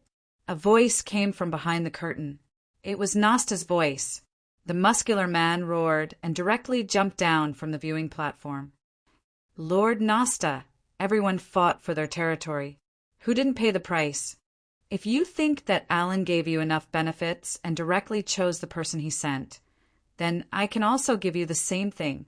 A red light as thick as a finger suddenly shot out from behind the curtain. The muscular man's reaction was extremely fast. The axe on his mechanical arm was also quickly placed in front of him, blocking the red light directly. However, the sharp metal axe was directly broken, and the muscular man was instantly sent flying by the red light, crashing directly into the wall. A trace of black appeared on the right side of his chest, and his eyes rolled back, but he still lost consciousness. There are still those who don't want to accept it. No more. Then that's all for today. The winner, come forward. Follow me. After saying a few words, Nasta directly turned and left. At the same time, two black-armored warriors came to the left and right of Yulia and took her away. At this time, Nasta had already left, and the door of the hall was closed. However, there were still more than 10 black-armored warriors in the hall. The black-armored warriors took off their helmets and revealed their sharp fangs. They originally thought that they would have to wait for a while. They didn't expect that the selection would end so quickly. Then, what were they waiting for? A black-armored warrior directly pounced on a panic-stricken girl. He directly tore open the girl's clothes and bit down like a wild beast. "Save me!" The girl screamed in fear. It was like a signal. At this time, the young boys and girls who were inquiring about the situation started to flee in fear. However, all the entrances and exits of the hall were completely sealed. Struggling could only arouse the bloodlust in the hearts of the black-armored warriors. On the viewing platform, the group of leaders immediately sucked in a breath of cold air. There was an exit here. They didn't expect that this time the exit hadn't been opened yet. At this time, they could only watch this frightening scene in fear. They were terrified and tried to hide by the exit. They were afraid that the black-armored warriors would point their spears at them when they weren't satisfied. However, at this time, an angry roar came from the hall below. "Mother of Asterisker, I'll kill you bastards today." It turned out to be the muscular man who had been sent flying by the red light. He stood up again, but his chest was still charred black. Unexpectedly, there was a faint metallic luster in the muscles under his chest. There was a steel plate buried in his chest. The axe on the metal arm had been broken. At this time, the muscular man directly twisted his wrist, revealing the black muzzle. Bang! Fire! In the hall, suddenly there was an explosion. This fellow. On the viewing platform, the owner of the dungeon stared in astonishment at the ferocious might of the muscular man in the hall. He couldn't help but gape. He slowly exhaled and suddenly looked towards the group of cowardly fellows at the entrance. He quickly asked, This person who brought him here? How do I know? Isn't it your man, Lord Allen? The owner of the dungeon shook his head. The leaders of the strongholds in front of the door were stunned.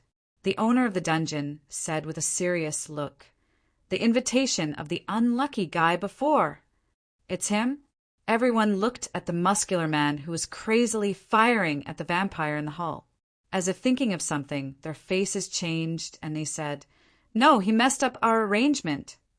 The owner of the dungeon let out a sigh of relief. He twisted the scepter in his hand and pulled out a thin sword made of pure silver. "Then I'll stop pretending. Let's lay our cards on the table. The city of God has been ruled by Norsta for too long. It's time for a new owner." The leaders gritted their teeth and looked determined. "We'll do as you say. Who's there? You're not allowed here." In front of the library, a beautiful maid yelled. At this moment, a black shadow flew over, and then the maid's eyes turned black, and she instantly fell to the ground. After the girl in black skin-tight leather silently put down the maid, she looked at the door of the library. Some of her skills were acquired in the past 10 days of training, but most of them were acquired from the pilot training in the last page world. It had almost become her instinct. She was indeed only left with instinct. The only thought in her mind was to complete the order. Crack! The door to the library gently opened, and the young girl slowly extended a leg through the door. Then her body pressed against the door, and she turned around and entered, almost without making the slightest sound. "Didn't I tell you not to disturb me? It's not time to eat yet. I'm not hungry." A slightly irritated voice came from a row of bookshelves. There was also the sound of footsteps coming out. The girl lowered her body and bent her body. Then she rushed to the source of the footsteps. Between her fingers, she was still holding a steel needle that was glowing with green light. A man with disheveled hair suddenly appeared in front of the girl. A Lily!" The girl didn't say anything and stabbed the steel needle in her hand toward the man with disheveled hair. However, the man didn't move at all, as if he was struck by lightning. He just let the steel needle pierce his chest. Instantly, the man with disheveled hair disappeared. The girl's attack missed. When she realized what happened, the man with disheveled hair had already appeared behind her and grabbed the girl's hand that was holding the steel needle. "Stop fooling around. I'll deduct your salary." End of chapter. Chapter 2285. The girl was dazed for a moment. In just an instant, she had more than one steel needle hidden in her hand that could deal a fatal blow to a vampire. She suddenly opened her mouth, and a thinner poison needle shot out from the bottom of her tongue. It was a strange and unexpected attack. However, the owner of this library had extraordinary reflexes. Although he looked dispirited, due to his race's special physique, his ability was improving day by day, even if he did not deliberately train. Facing the incoming danger, he suddenly opened his mouth and bit the poison needle that shot out from the girl's mouth. The girl was obviously not out of the human category. Her strength was innately not comparable to the man with disheveled hair. Her hands were tied behind her back. The man's eyes were covered with strange blood vessels. Instantly, the man's face changed slightly. As the girl continued to struggle, his hand quickly pulled out something from the back of her head, a thin steel needle, hidden behind her hair. Not just one. At this time, under the horrifying observation of the man, there were a total of 5 thin steel needles in the back of the girl's head. Mind rewriting? It's actually this kind of technology. The man's brows were covered with a forbidden spell. While thinking, he quickly pulled out the steel needles from the back of the girl's head one by one. However, there was only one steel needle left. Instantly, the girl collapsed on the ground. The last steel needle could not be pulled out directly, or else it would severely damage the subject's brain. This was originally a technique used by the God-blessed church in the past for interrogation.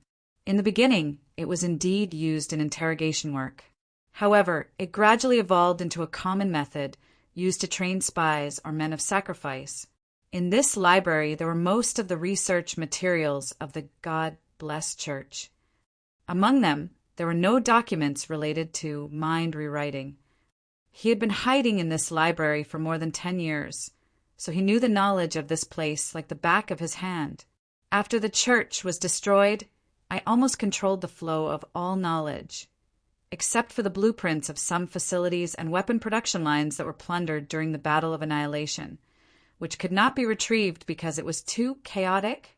Did the mind rewriting technology also flow out at that time? The man looked at the girl, who collapsed on the ground, and frowned deeper. However, he quickly shook his head. Before the true curse of the vampires destroyed the God-blessed city, it had been 500 years since the vampires started to decline due to the war. The human nobles led by the God-blessed city had developed for 500 years, and they had developed and spread a lot of technology. Even though the vampires had revived 15 years ago and chased the last batch of humans to the last pure land in the sky, Laputa, the vampires had consciously started to eliminate all kinds of technology that humans had developed in the past 500 years. However, there were actually quite a number of vampires who were secretly hiding the technology of the God bless the Holy See. Some of them wanted to study it. Some of them simply wanted to collect it. There was also a portion of them who felt that it was convenient to use it. Where is this place? The girl slowly woke up from her coma. When she raised her head and saw the face of the man in front of her, the girl's lips couldn't help but twitch a few times, and tears silently fell from her eyes. Her throat gurgled as if there was something stuck in her throat. At this moment, the girl was like a person who had lost her voice. Her hands suddenly grabbed the man's arms. "It's me. It's really me. You're not dreaming." The man said softly, "You still have a steel needle that I can't pull out for now. It might affect the language in your brain, but it won't affect your ability to understand. So, Kay or Lily, can you calm down? Now." The girl, Kay or Lily, quickly wiped her eyes, and after a few deep breaths, she slowly nodded. "First, I want to know how long you have been here, and how did you come to this castle?" The man asked patiently. He was too patient. However, this wasn't his nature. It was a passive habit that he had developed after trapping himself in the library for more than 10 years. After a few attempts, Kay or Lily slowly spat out a few words. "A month ago? Alan. Selection. You came here more than a month ago?" The man frowned. "A person called Alan brought you here?" Kay or Lily silently nodded. "What is a selection?"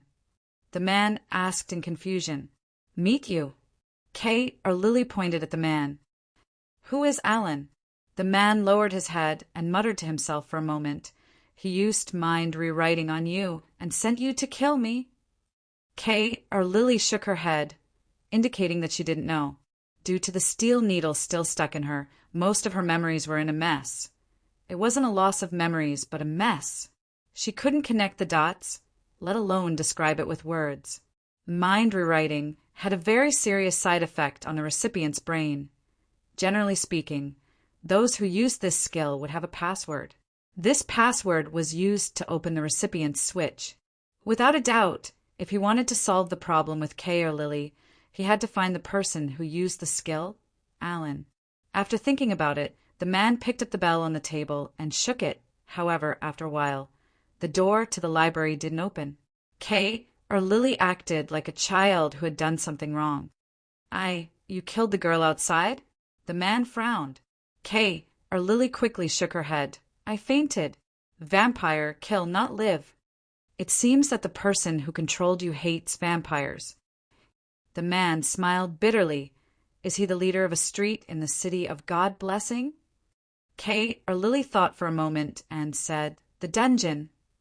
The man shook his head. "I haven't walked out of this room for a long time. As for the external changes, it's true that I haven't walked out of this room for a long time." Problem? Kay or Lily anxiously grabbed the man's sleeve. The man smiled bitterly. "This library has a special power that can suppress my bloodlust. I have some means of my own as well. Under the double effect and the constant reading to divert my attention, I didn't lose myself. Kay or Lily, maybe you don't know this, but vampires can go for more than 10 years without sleep. Kay, or Lily's grip on the man's sleeve tightened. Behind the man's disheveled hair was a pair of sunken eyes, as if he had failed to put on smoky makeup. His eye sockets were pitch black. He had not slept for more than 10 years. I'm afraid that once I fall asleep, I won't be the same person when I wake up. He slowly sighed and immediately carried the girl up. The girl instinctively gasped. She had never been treated like this by a man. Seeing the man carrying her and walking out of the library, Kay or Lily quickly shook her head. It's not like I can't come back. The man chuckled. I'm just used to not going out. It's not like I can't go out. Besides, it's just going out for a while. It's not that bad. Staying at home was addictive. The library was like an absolute safe zone for him. I used to go out once in a while, but I gradually became too lazy to go out. The man smiled bitterly. I'm almost a useless person. Outside the library, the maid outside was indeed unconscious on the ground. Except for the maid, there was no one else in the corridor. He liked a quiet environment, so he didn't leave anyone except for 1 or 2 maids. The man carried Kay or Lily and walked for a long time before he saw people, for black-armored warriors guarding at the end of the corridor. Who is it? The black-armored warriors reacted quickly and drew their weapons. It's the Earl. The moment the weapon was drawn, the few black-armored warriors sucked in a breath of cold air. The man in front of her had messy hair, was wearing a wrinkled white shirt and pants, and was even barefoot. However, this was the real owner of the city of God's protection, Rose Earl, Arthashes, a noble of the vampires, their master.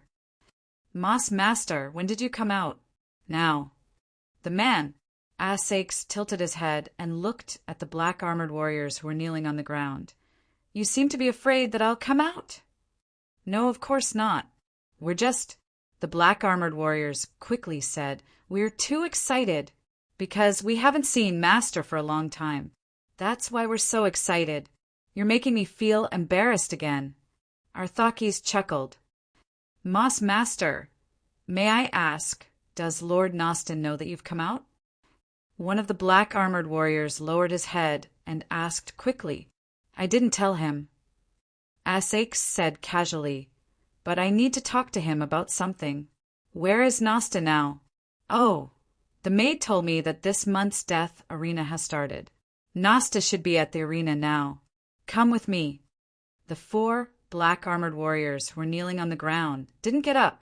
Not only that, their bodies even started to tremble slightly. Can't you hear what I said?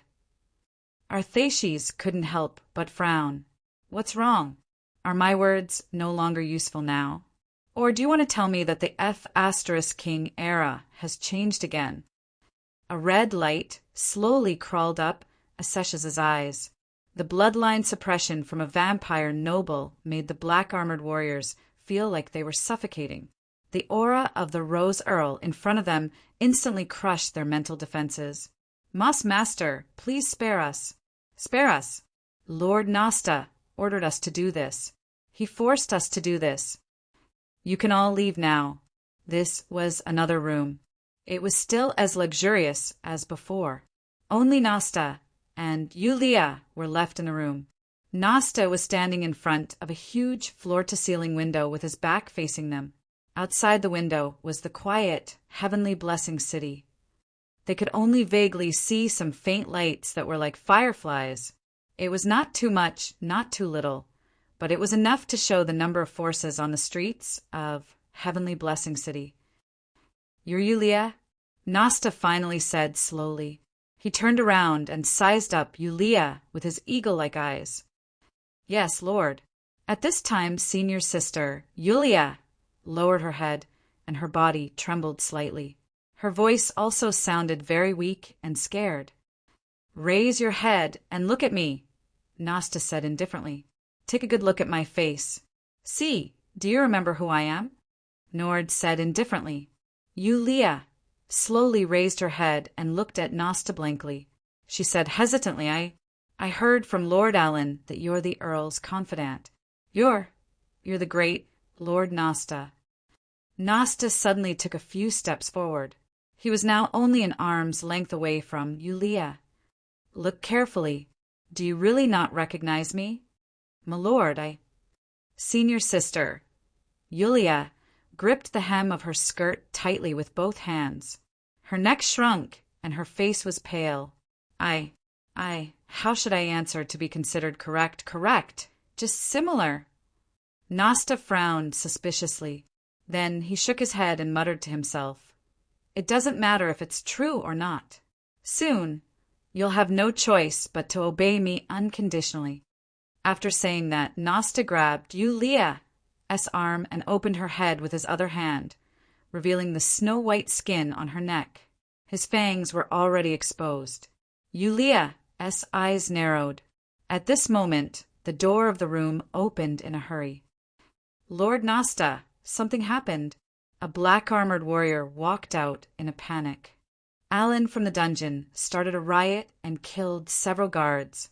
They have mithril weapons from the demon hunters. Watch this woman closely. Don't let her escape. Nasta snorted coldly and threw Yulia onto the sofa. Then he walked out of the room with a cold expression. Just as he walked out of the room, Nasta turned around and said fiercely, "No one is allowed to touch her!" The black-armored warriors immediately fell silent. Senior sister, Yulia, secretly heaved a sigh of relief.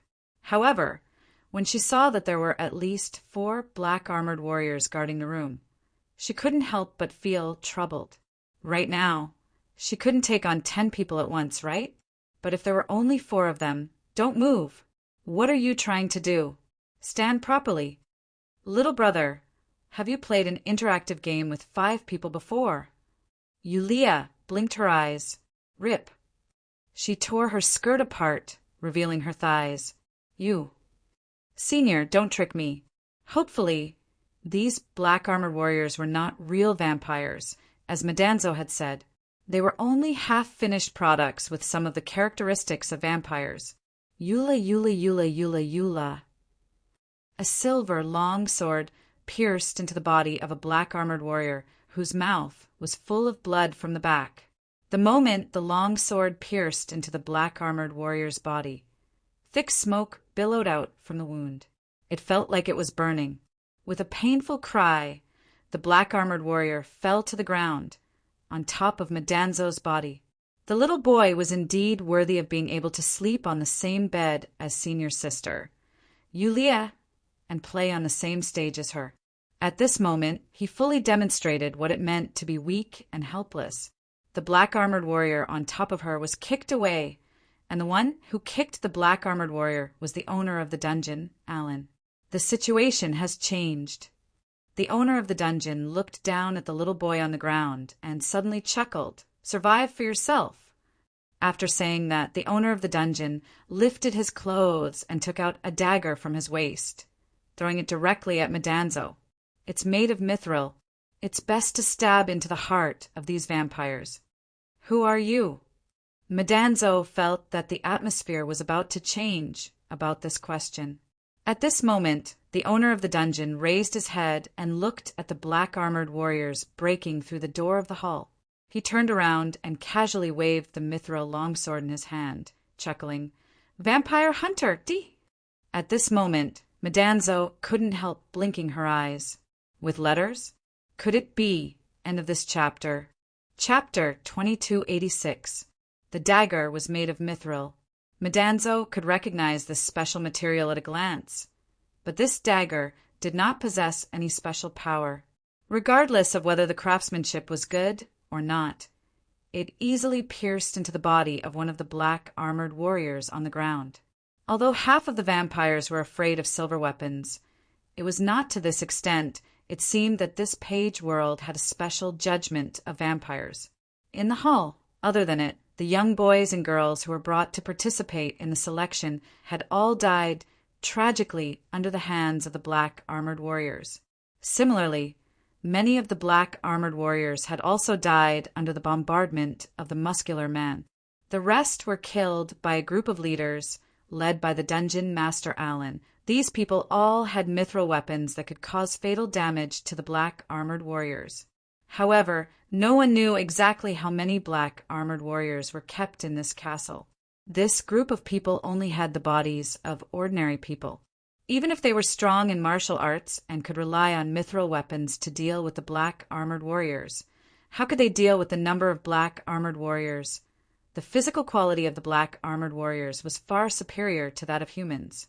All of you, get out of the way. Right at this moment, the muscular man suddenly shouted fiercely. Then the muscular man clenched his teeth and suddenly broke the palm of his other hand. This arm was also made of machinery, but it was covered with bionic skin. A thick and long artillery shell instantly shot out from the muscular man's other mechanical arm. The Dungeon Master Alan, who claimed to be vampire hunter, could not help but exclaim, "This is Silver Dust Bullet!" The artillery shell instantly blasted into the middle of the black armored warriors. At the same time, the Dungeon Master Alan exclaimed, and the group of street leaders hid themselves. After the dazzling flash, there were bursts of mournful wailing sounds. Countless fine mithril fragments instantly exploded into the bodies of the black armored warriors, especially their faces. In the enclosed environment of the hall, nearly 2/3 of the black armored warriors fell. The mithril fragments entered their bodies and crazily eroded their flesh. The remaining black armored warriors could not help but tremble in fear. At this moment, they did not dare to quickly close up because they were afraid that the muscular man would once again attack with silver dust bullets. Closing up the formation meant that they would die faster. Damn it! How could it be silver dust bullets? Haven't they all been destroyed? They looked in horror at this ruthless, muscle-bound man. This was simply a god of death. Are you scared? You bunch of animals. I am here with sincerity to discuss cooperation with you. You dare to play dirty tricks with me? I'll F***CK you all to death. The reason, there was no way to refute the reason. The dungeon owner, who called himself, couldn't help but smile bitterly. He didn't know where this brute came from. The only thing he could guess was that this guy must have used some sort of method to switch the invitation of the unlucky guy from before to sneak into the venue. However, this was also a good thing. With just this one silver dust bullet, the situation was instantly reversed, and the pressure on him was greatly reduced. At the same time, Lily didn't respond. Could it be that she failed? Under the iron mask, no one knew what expression the owner of the dungeon was wearing. Ha ha ha ha. Trash! Trash! You bunch of trash! At this time, the muscular man was laughing wildly. Using the shock of the silver dust bullets, he directly killed his way into the group of black armored warriors. This group of black armored warriors had a murderous look on their faces, but they had been comfortable in this glorious castle for too long and had long been accustomed to the obedience and reverence of humans. Now, the sudden threat of death made some of the black armored warriors lose their will to resist. They still had the strength to fight, but they were already scared before the fight even started. Some of them even ran out of the door. Just as a black armored warrior ran out of the door, a red light instantly pierced through his head. The red light didn't stop there. After piercing through the black armored warrior's head, it still shot into the wall, creating a fist-sized hole. Then a small piece of the wall suddenly shattered. "Master! Master Norsta!" Exclamations sounded. At the same time, a black shadow entered the hall. In the blink of an eye, Norsta, who was dressed in standard ceremonial attire, was standing with his hands behind his back, looking around with narrowed eyes. Everyone sucked in a breath of cold air. The strange ability that Norsta displayed was obviously not something that these black armored warriors could compare with. Unparalleled speed, strange black shadow, terrifying red light, and terrifying pressure that made people's hearts beat violently just by standing there. Is this the legendary horror of middle-level vampires? Norsta looked around, and finally his gaze fell on the muscle-bound man. The silver dust floating in the air automatically bounced off his body. Silver dust bullet? I didn't expect you to have this kind of thing. Norsta sneered. But this kind of weapon is only useful against low-level guys. But the guys working under me are getting more and more lazy. They actually let people in with weapons. The muscle-bound man was now facing a formidable enemy. He raised his mechanical arm equipped with the silver dust bullet and aimed it at the terrifying enemy in front of him. But the moment the muscle-bound man raised his arm, Norsta's figure flashed and directly grabbed the muscle-bound man's throat. This speed, he was instantly horrified. At this moment, bang, bang, bang. 3 strange sounds were heard. Norsta snorted coldly. His figure flashed and his arm stretched out horizontally. 3 thumb-sized silver bullets stuck to his arm and spun wildly. Finally, the bullets lost their momentum and fell to the ground. Norsta narrowed his eyes and looked at the silver bullets on the ground. Then he raised his head and looked in the direction where the bullets came from. There, the owner of the dungeon was holding a bronze-colored weapon that looked like a gun. The 3 consecutive shots didn't cause any damage to Norsta. The owner of the dungeon walked out again and aimed at Norsta. But Norsta just sneered. He couldn't help but look at the owner of the dungeon and the neighborhood leaders who were resisting. He clicked his tongue and said, "It seems that I've been too lax in paying attention to God-blessed city recently." "You're too arrogant," the owner of the dungeon said calmly. "That's because you don't understand my power." Norsta chuckled. Even the powerful God-blessed church was defeated. They can only curl up in a corner and struggle to survive. "Do you think that you can defeat me with just these weapons that even the God-blessed church's warriors used? Naive. There's nothing to say now. Mr. Allen, let's fight." One of the street leaders bellowed. In his hand, he was also holding a gun that could fire silver bullets. Bullets poured out one after another. Norsta wasn't afraid at all. His body turned into a black shadow. The shadow split and turned into hundreds of bats that rushed toward the crowd. The owner of the dungeon focused his eyes. He reached behind him and pressed his hand on his waist bag. He seemed to have been prepared. However, at this moment, a soul-stirring roar suddenly sounded in the hall. A feeling that was far more terrifying than when Norsta appeared filled everyone's eyes. Someone was coming from the entrance of the hall. Under this roar, hundreds of bats fell down and returned to Norsta's original form. Norsta's face was pale.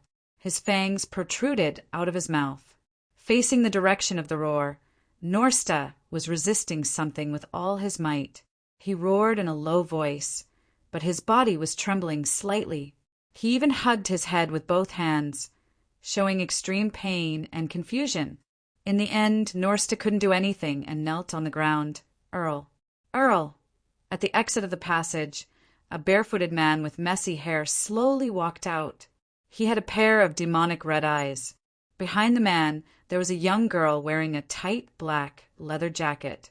Behind the young girl was a group of dejected black-armored warriors who looked pale as if they had been sentenced to death.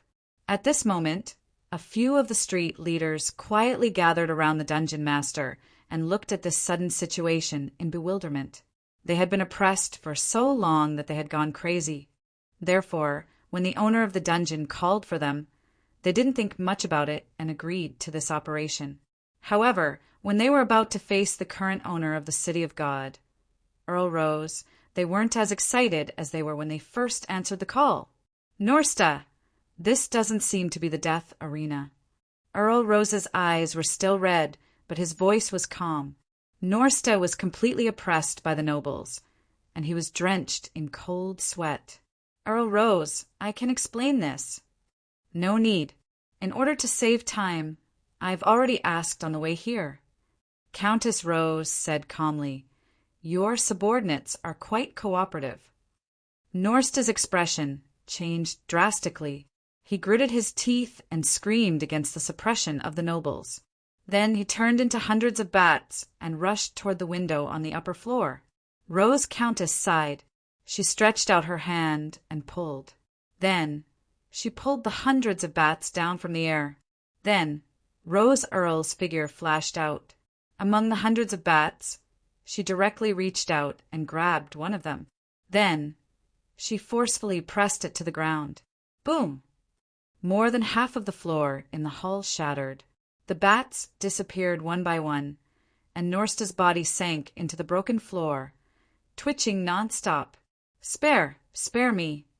Nosta looked at Rose Countess weakly, his eyes full of pleading. Norsta, you're not under my direct command.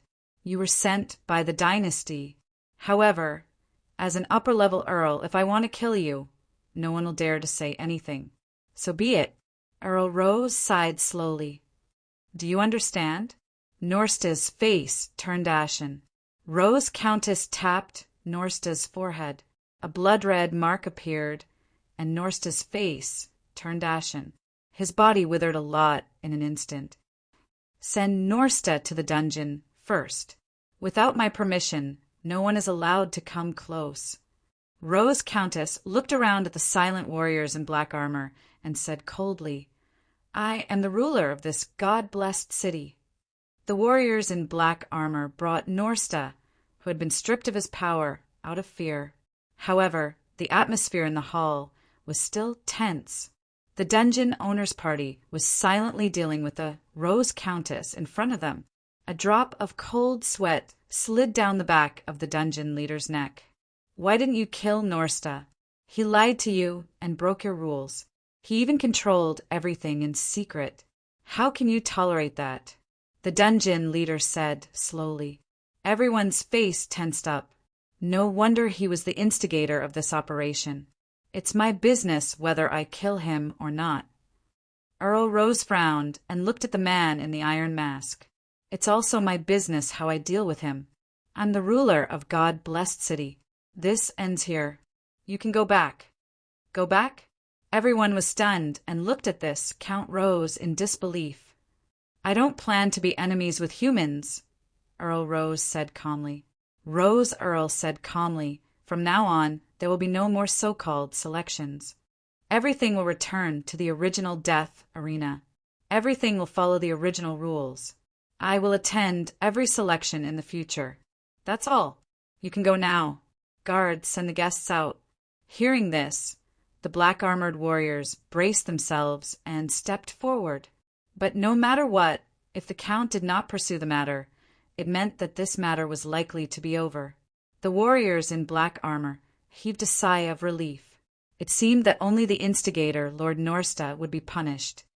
Who is the owner of the dungeon here? Rose Earl suddenly asked. Everyone subconsciously turned their gazes to Mr. Allen. Mr. Allen could only silently take a step forward. You stay, the Earl of Rose said indifferently. Then, as if he had noticed something, he glanced behind. You stay too. He was looking at the muscular man who had just escaped from Norsta's clutches when no one was paying attention. He was trying to sneak away. Kill me if you want. If I frown, I'll... Oh, kill him then. Earl Rose, I'm willing to stay. While cleaning up the corpses, the black-armored warriors realized that 2 people were missing. One of them was the girl that Norsta had taken away, the one who was supposed to be the victor. The other one was the youngest, one among the 10 boys and girls on the list. Quick, report it. You guys have no morals. Senior sister, Yulia, was mentioned at this moment.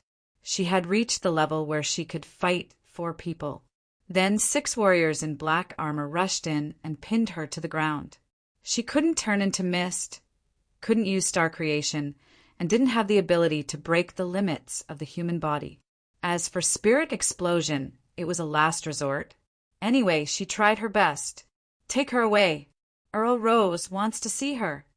Far away in the sky, in Laputa, which was known as the last pure land of the human race, after more than 10 years of development, the human race reshaped a bustling capital city.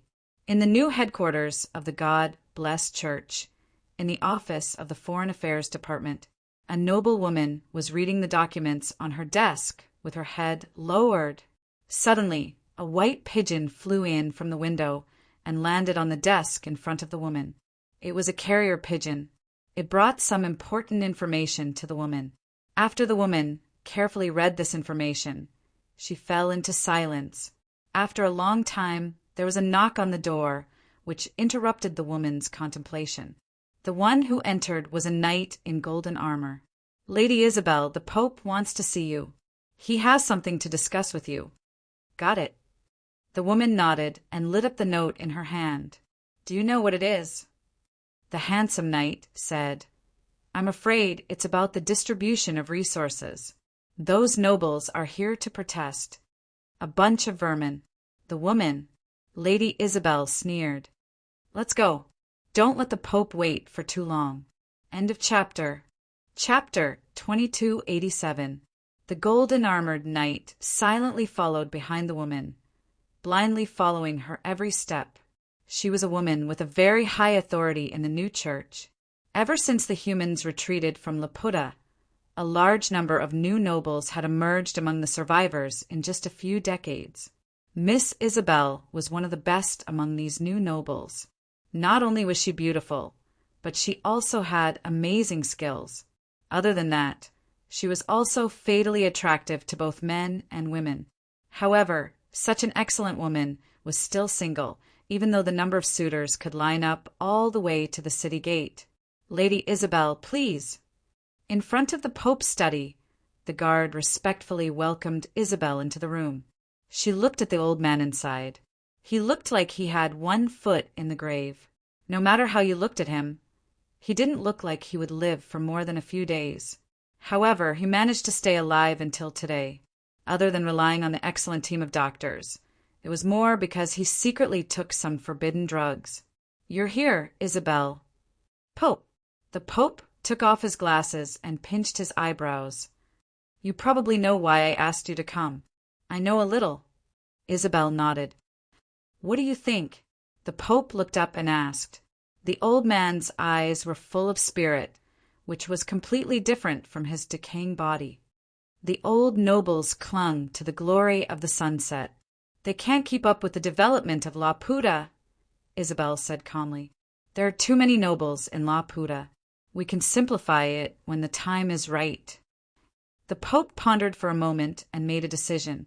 "Then I'll leave it to you. Isabel, I know you can solve this problem perfectly." "There's nothing perfect in this world." Isabel shook her head. "This will be a terrible thing." The Pope sighed. "We don't have much time. Laputa can't hold on for much longer. You know that." Of course she knew. This was a huge city, floating in the sky above the continent. After 15 years of overloaded operation, its resources were almost exhausted. "We need a new source of energy," the Pope said in a low voice.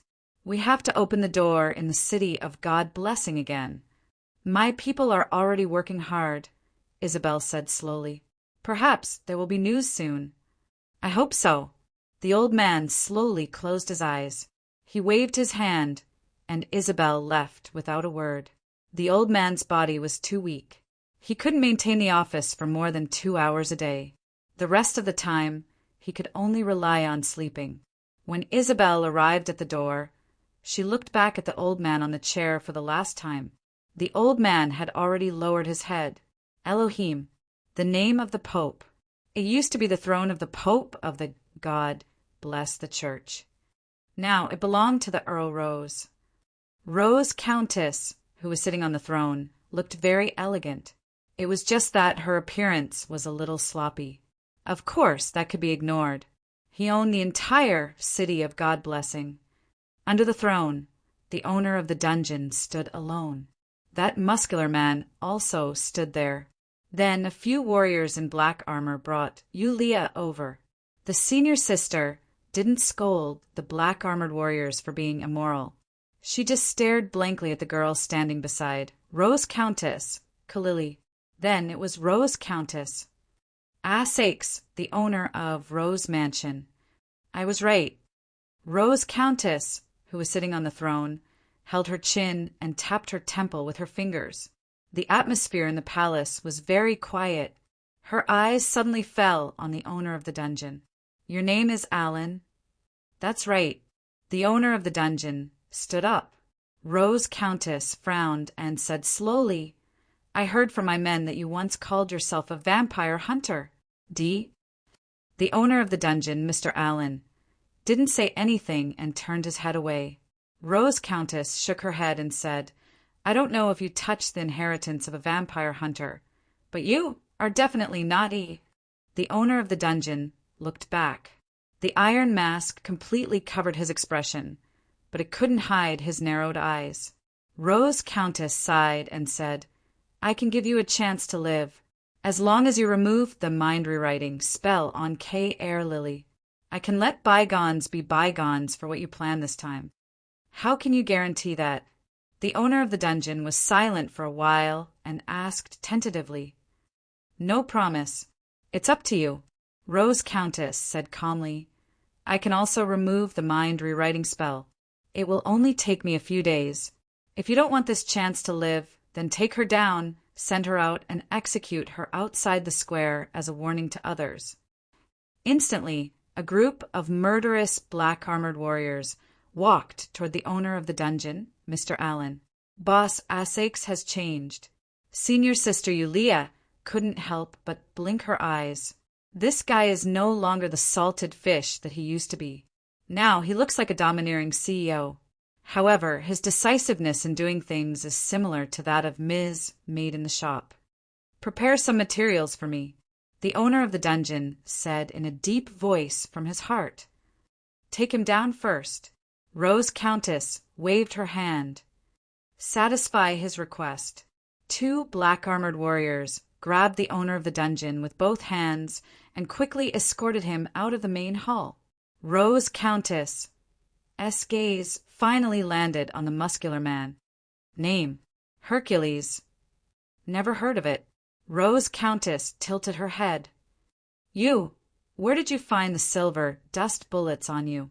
The muscular man who called himself Hercules, said simply, I found it in a ruin. It should be a former stronghold of the God-blessed church. Rose Countess' eyes lit up slightly. A stronghold of the God-blessed church? What else is there besides weapons? That stronghold has been severely damaged, Hercules said. Hercules said there are only a small number of usable weapons. The rest are mostly useless. Rose Countess looked for a black-armored warrior. Then she looked at Hercules and said, Wait, he will lead a team of warriors. Take them to that stronghold and bring everything back. Remember, everything, even if it's just a piece of scrap paper. Hercules, when you come back, I can pardon your sins and let you continue to live here. Really? Hercules's eyes suddenly lit up, and he seemed to be pleasantly surprised. Rose Countess said, Before you leave, send your family, friends, or one of your subordinates to me. When you come back, I will pick them up. Hercules's face suddenly became a little embarrassed. You can leave too. Rose Countess waved her hand again, and she was still quite decisive. When only Yulia was left, there were suddenly no more black-armored warriors in the hall. These black-armored warriors had been ordered to leave by Rose Countess. Rose Countess suddenly asked after a moment of silence, Do you know who I am? Yulia replied tentatively, You are the master of the God-blessed city. But Rose Countess shook her head. Yulia looked at Kay E. Lily, who happened to be looking at her. There seemed to be some encouragement in her eyes. The senior gritted her teeth and decided to save the trouble. She directly laid her cards on the table and said, I know you are Kay E. Lily's boss, Mr. Asakes of Rose Mansion, the descendant of the Sage family. However, Rose Countess still shook her head at this moment and even sighed. Kay E. Lily looked at the man on the throne beside her in surprise, and Yulia couldn't help but show a confused expression. TSK, Rose Countess sighed slowly. Ms. Yulia, how can you forget me? I'm the honorary president of your fan club. Yulia's eyes widened. She suddenly felt like beating this guy to death. What should she do? A honorary president? It's just a name. Rose Countess chuckled and showed a nostalgic expression. I'm just the founder. With a group of like-minded friends, we formed a fan club for Holy Maiden. However, those guys would change their wives every few years. Later, I felt that it was meaningless, so I temporarily quit. However, my name is still there. Lily looked at this man suspiciously. Due to mind rewriting, her memory was in a mess and she couldn't connect the dots, but subconsciously, she didn't seem to agree with him. She felt like it was because Mansion didn't have much business afterward and Boss Assakes couldn't take out the funds. He was also afraid of being despised by his friends, so he used the excuse of not working together. Let's not talk about this anymore. Rose Countess smiled faintly. Ms. Yulia, I know you have a lot of questions in your heart, and so do I. However, too many things happened today, and the sun is about to rise. So, if you have anything to say, let's leave it for another night. That's it? Yulia couldn't help but frown. Should I take off my disguise and go to the toilet? In that case, he should be able to speak properly, right? This is better. I need to calm down. Yulia nodded slowly. Most importantly, she discovered that 11 had disappeared again.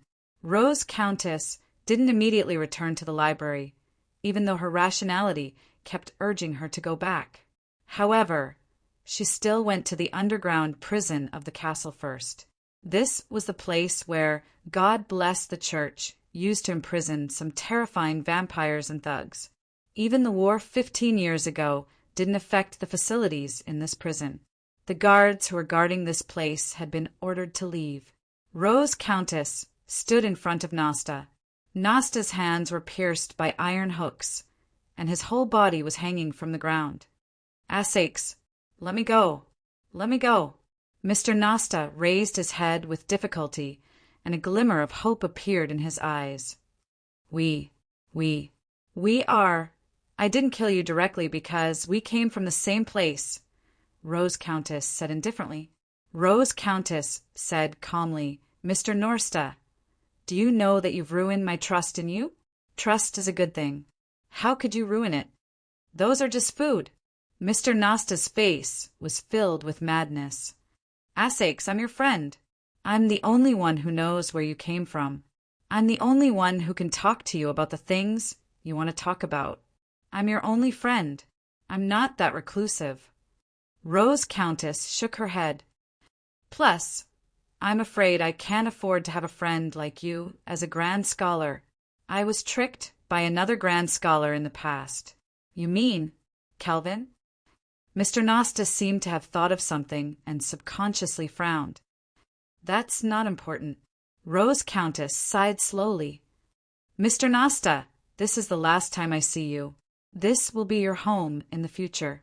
After becoming a vampire, you've forgotten the purpose of being a free person. According to the saint's words, we're free and shouldn't be bound by anything. Now, you've become a slave to bloodlust. Please reflect on yourself. After saying that, Rose Countess turned around and left without hesitation. Mr. Nosta let out an angry roar in the cage. You F** king bastard. The saint didn't say that. I'm the leader of the Purcell school. How could I not know? I can recite the saint's words backwards. Come back. Assakes, you come back. Ah. The Rose Earl had already covered his ears and walked away with small steps, as if he didn't recognize anyone. Boss. She used all her strength to shout this incomparably familiar name in the depths of the castle's library. Don't force yourself. Rose Countess gently rubbed forehead Lily's head. After returning to the library, he no longer had that terrifying pressure.